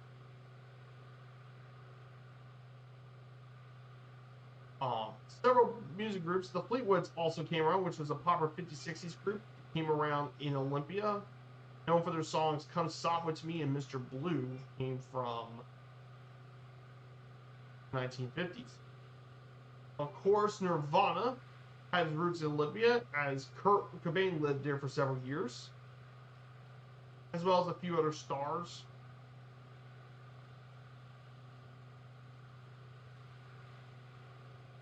As well as a fine visual art scene, education, and sports. Had to come around from. And our main airport is Olympia Regional, which is this public airport, by the way.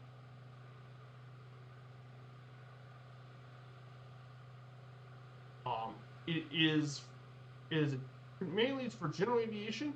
It's also home to a flight museum, which houses 10 vintage planes and helicopters in airworthy condition.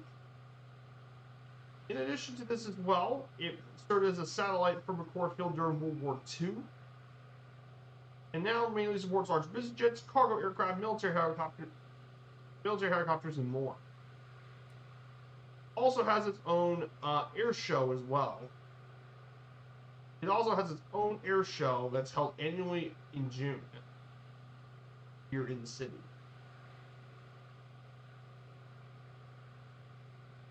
And that wraps up Olympia, Washington.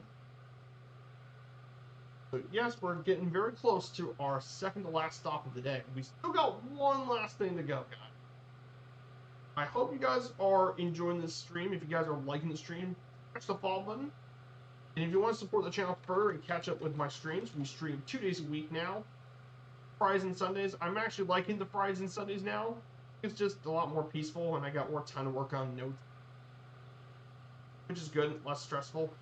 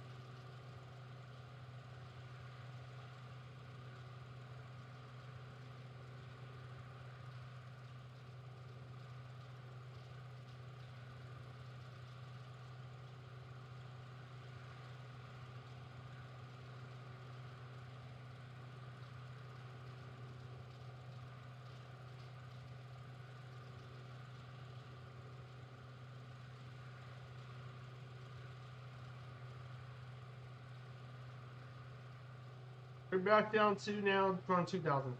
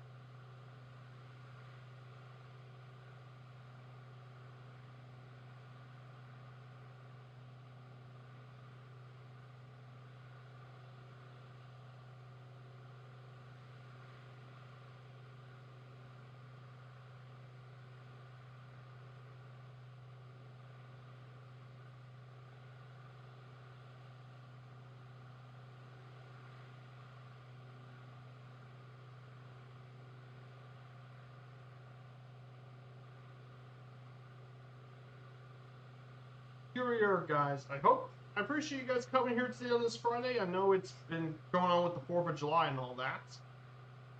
Thank you all for coming here today. I really do appreciate the turnout. It's been great today with all the viewers.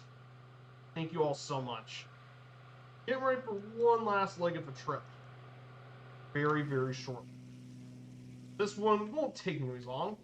And yes, even from here you can see Mount Rainier. It still sticks out in the background.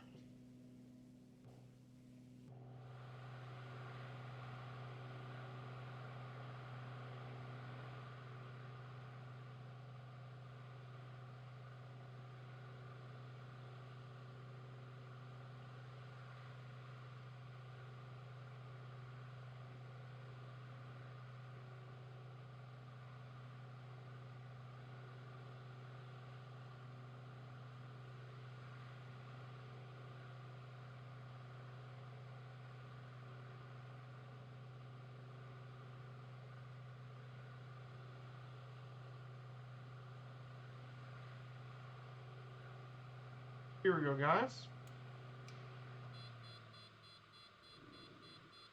Oh.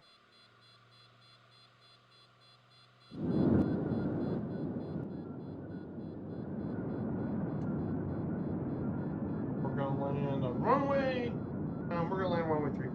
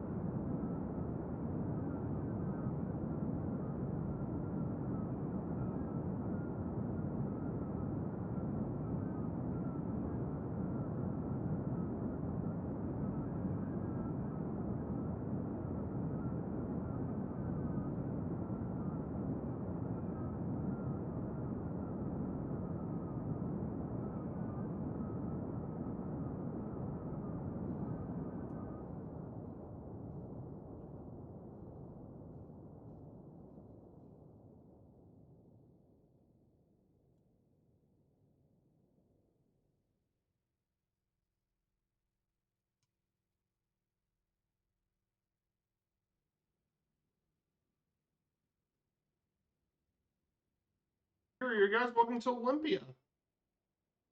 So this would be our second last stop. We still got one last leg left to go here in our trip. This one should be significantly shorter than...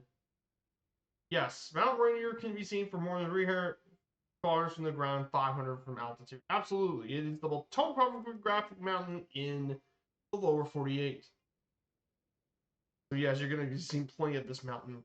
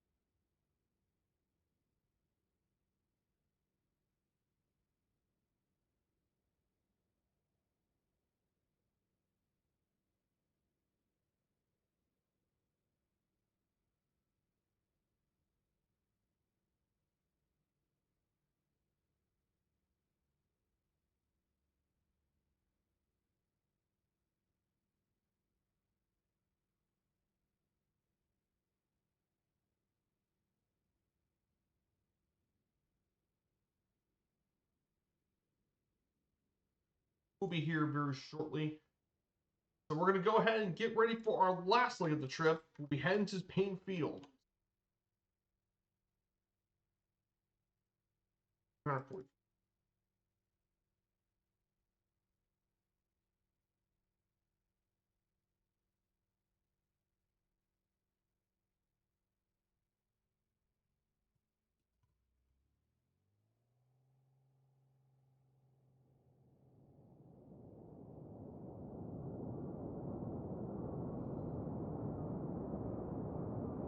Go.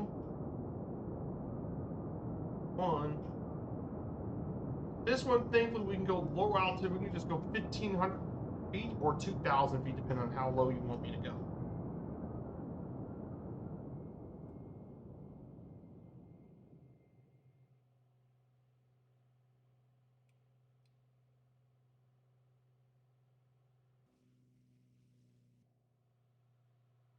Go over to Olympia first. We'll be flying to Tacoma first.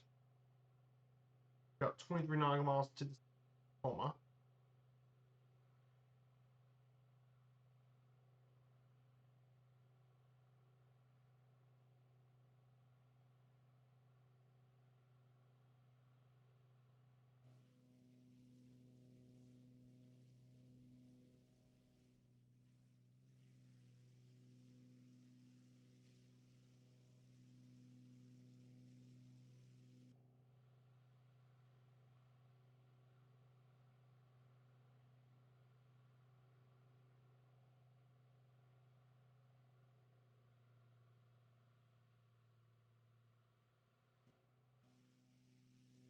Go a little slower.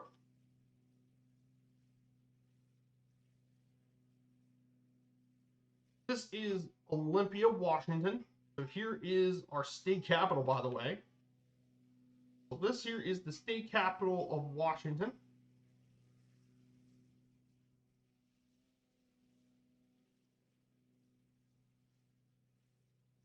Okay, there's the Capitol building right here to our left. Here's the Washington Capitol building. Here's downtown Olympia. Turn.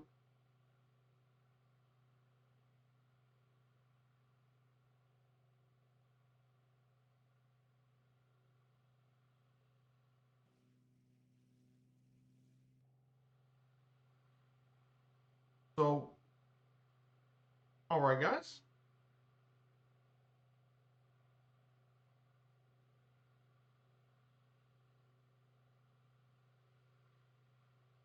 So we're going to be into Tacoma soon. Tacoma is the next part we're going to be visiting. Tacoma is actually the second largest city in the Puget Sound and the third largest city in the state with 219,000 people. And it's taken its name from actually Mount Rainier. It's locally known as the City of Destiny because it was chosen as the west terminus for the North Pacific Railroad in the 19th century. And also its deep water harbor. And it became where the rail meet the sails. Of course, at one point, the port of Tacoma was the largest center of international trade on the Pacific coast. However, it gained notoriety in 1940 with the collapse of the Tacoma Narrows Bridge, which earned the name of the Galloping Gertie because of the vertical movement of the deck during windy conditions. Of course, like most industrial cities, it did decline during the mid-20th century due to suburbanization. However, since the 1990s, it experienced a revitalization. But yes, this was a very big port city back in Washington, is Tacoma. Very big and very notable port city. So let's go ahead and discover some fun facts about Washington State. Let's go over some fun facts about Washington State. Washington State has more than 4 glaciers than the other 47 states put together. Yes, more glaciers than the rest of the contiguous 48 put together. It's home to 4 of the 5 longest floating bridges in the world. Evergreen Floating Bridge, Lacey V. Murrow Memorial Bridge, and Homer M. Hadley Bridge over Lake Washington, and Hood Canal Bridge. Residents are called Washingtonians. By the 20th century, Aberdeen, Washington had the distinction of being the roughest town west of the Mississippi due to the excessive gambling, violence, drug use, and prostitution. In fact, the city remained off limits for military personnel until the early 80s. 3 warships have been renamed after the state, including 2 battleships. And believe it or not, United Airlines at one point was originally owned by the Boeing Airplane Company. Yes, United Airlines, one of the biggest airlines in the world.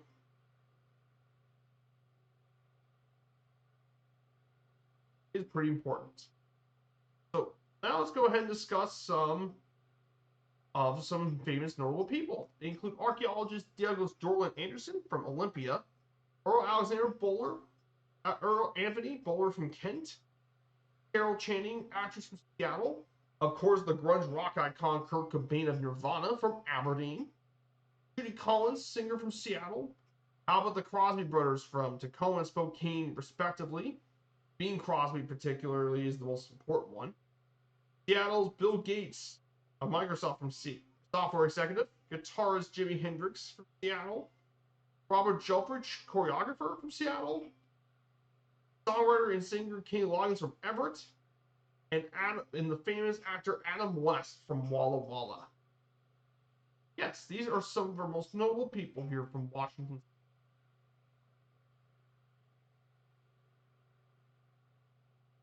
America's military empire can erase that one day. I don't know about it.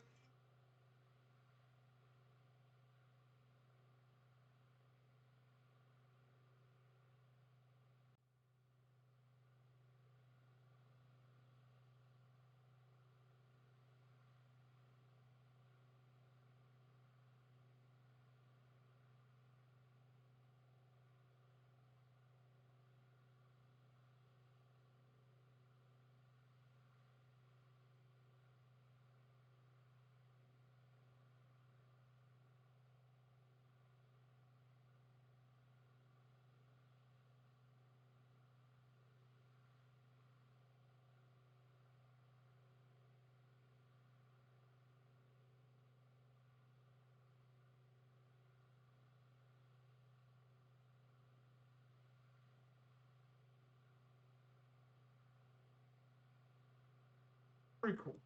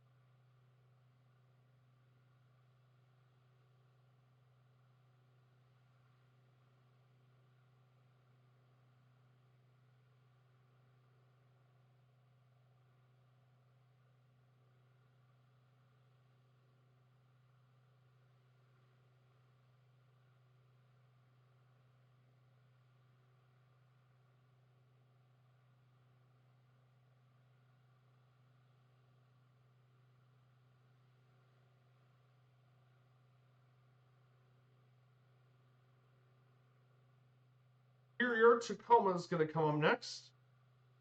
And once Tacoma's done, we'll be going to Seattle, Washington. Checking out Seattle.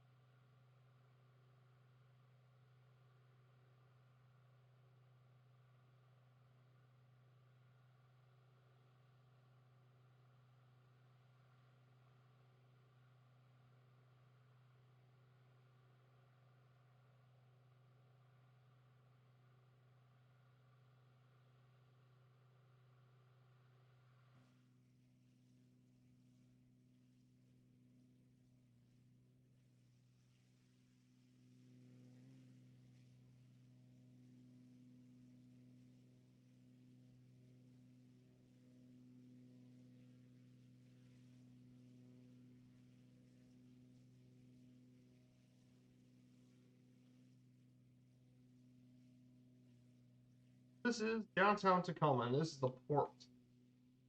Different refinery ports and all that here in downtown Tacoma.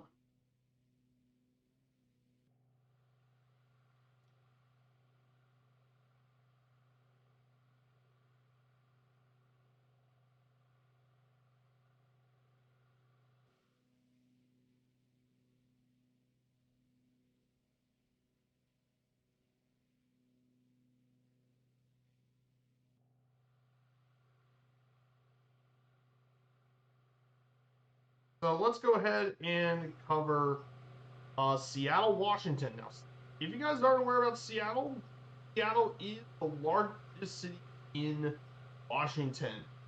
It's also the nation's 18th most populous city with 780,000 people. Its metro area is a whopping 4.1 million people.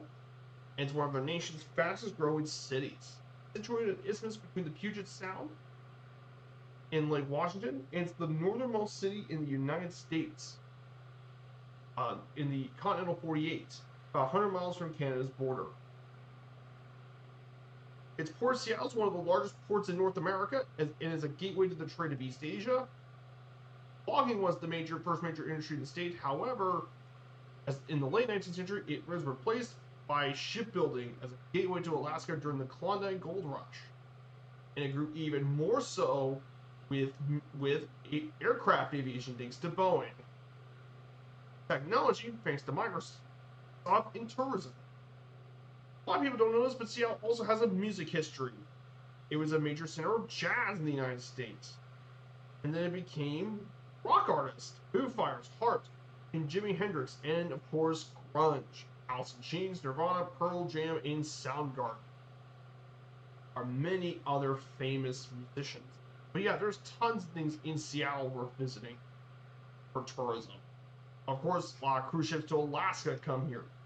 There's a film festival that's held here. Many conventions have been hosted here. Great museums like the Henry Art Gallery, the Seattle Great Wheel. They got an aquarium. Of course, Pike Place Market's also very popular for a lot of tourists. They like visiting that area. And of course, lots of museums here too. Most notably, however, one of the most iconic landmarks in the city is the Goodall Space Needle. This observation tower was built for the 1960 World's Fair in Seattle, one of the most iconic landmarks in the country. It's 605 feet high. It was once the tallest structure west of the Mississippi River in the United States. It weighs 9,500 tons and is built to withstand winds up to 200 miles an hour and earthquakes of the 9.0 magnitude. And visitors can go up the observation deck 520 feet above ground, and you can see the views of downtown Seattle, the Olympic and Cascade Mountains, Mount Rainier, and various islands of the Puget Sound. And it was actually designed by architect firm John Graham and Company. Had actually been the one to design. But yeah, it's seen all over in many famous media, TV series, and movies. Pretty cool stuff. And I've been up the space, and actually I've been up the Space Needle myself. Really cool building, and it's really neat to visit this.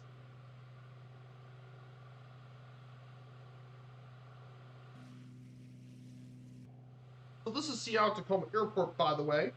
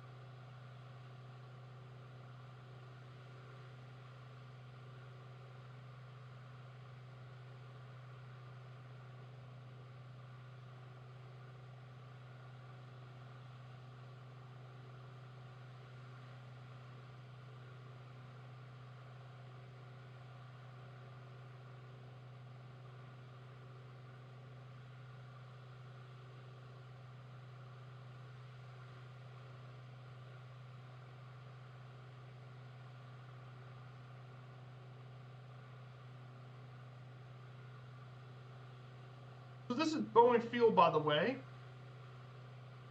And this is mainly used by a lot of GA, but also cargo aircraft make their place here in this airport. And you can find a really great flights museum up here. The Museum of Flights located on the grounds, by the way.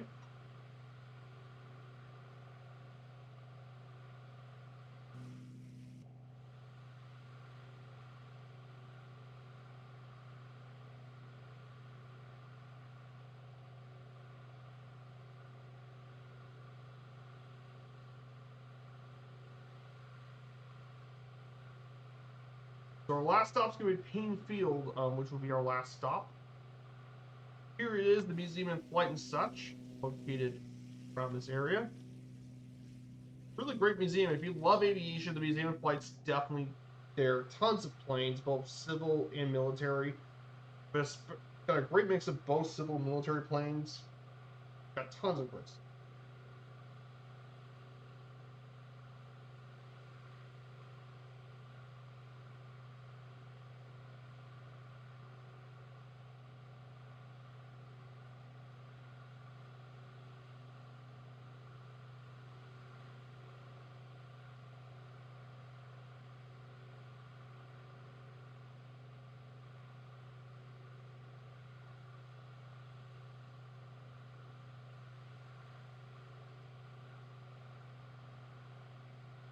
Here it is, guys, downtown Seattle.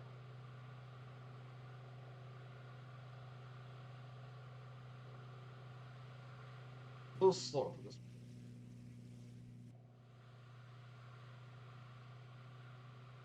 one. Oh.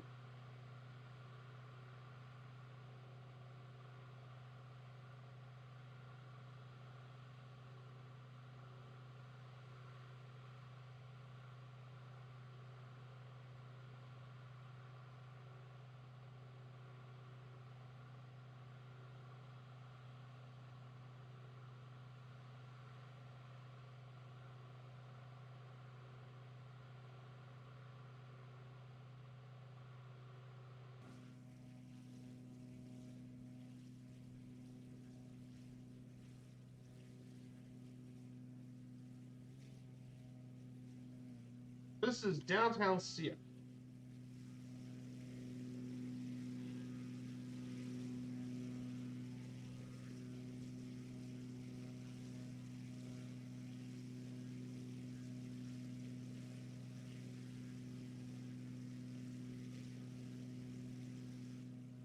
There's the baseball field and football stadium right next to each other. There's downtown Seattle.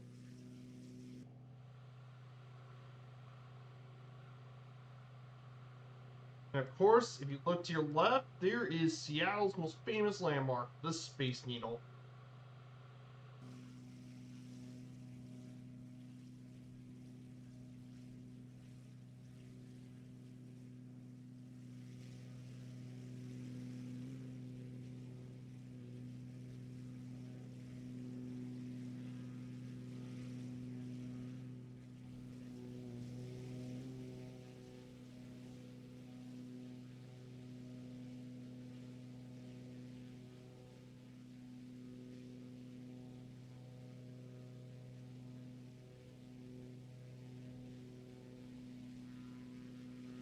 Guys, let's go ahead and make our way to our final stop here in Payne Field.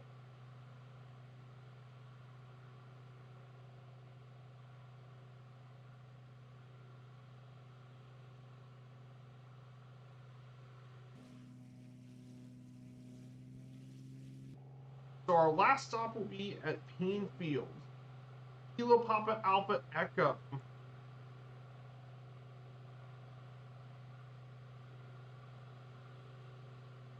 KPAE is Payne Field. So Payne Field, you guys that don't know, this commercial GA airport is in the Seattle metropolitan area, and it serves these. It's located in Sonoma County, Washington, between Buckalito and Everett. It was built in 1936 by the Works Progress Administration and served commercial service in 1939.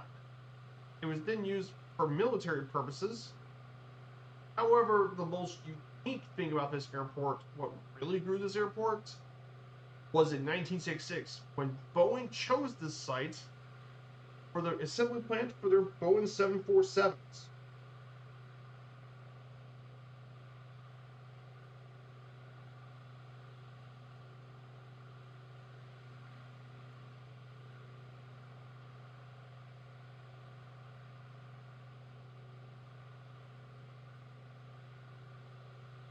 And as a result, it became a hub for light aviation and manufacturing, though it still didn't have commercial services. That being said, nowadays, commercial services are coming back to Payne Field.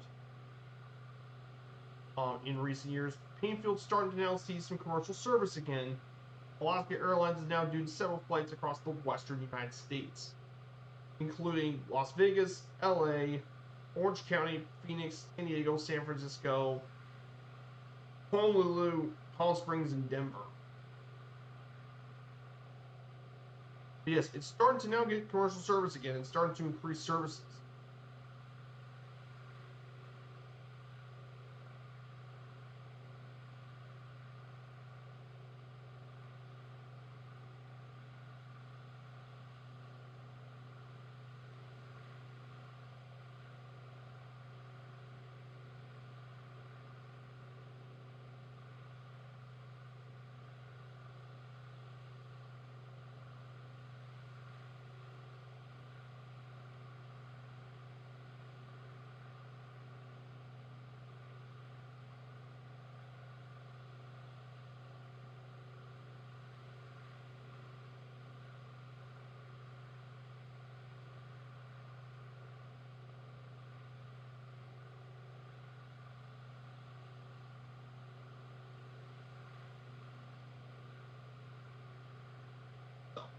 Here we go, guys. Our final stop's coming up very shortly. We'll land in runway 34 left. And we'll wrap things up at Payne Field. Yes, Porter does fly out of his airports. A lot of times I've seen him going out of Payne Field plenty of times on his streams. Yes, Porter has been doing some flying out of there too.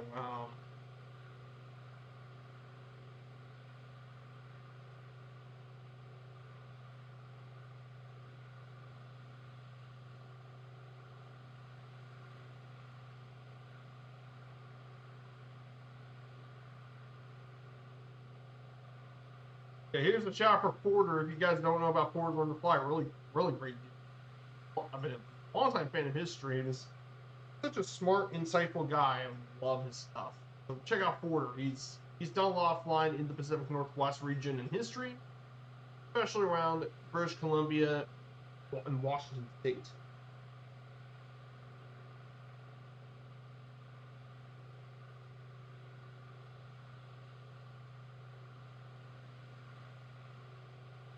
So we're gonna go make our way.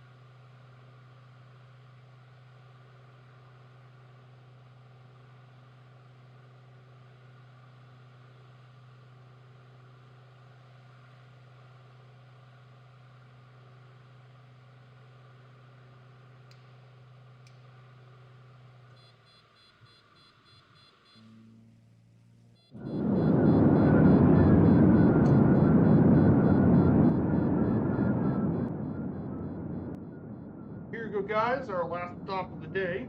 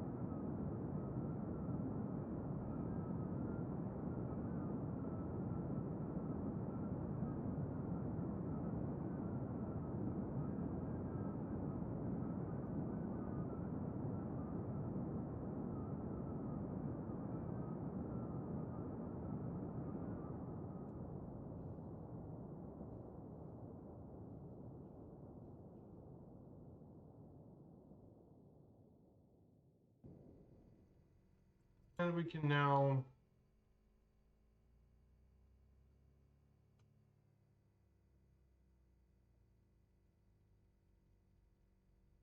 close up here in Payne County. So guys, I hope you had a great day here. And oh, what's this? Fall from Lazy FL. Good to see you, Lazy FL. Thank you for the follow. We're just about to wrap up our stream here today. Welcome to Payne County, and I hope you all had a great stream today. Happy 4th of July. So guys, we'll be back in Idaho on Sunday. We're going to go ahead and say hello to, let's see who we can find. I guess today's Canada Day and 4th of July flight, so MSF's official, it is.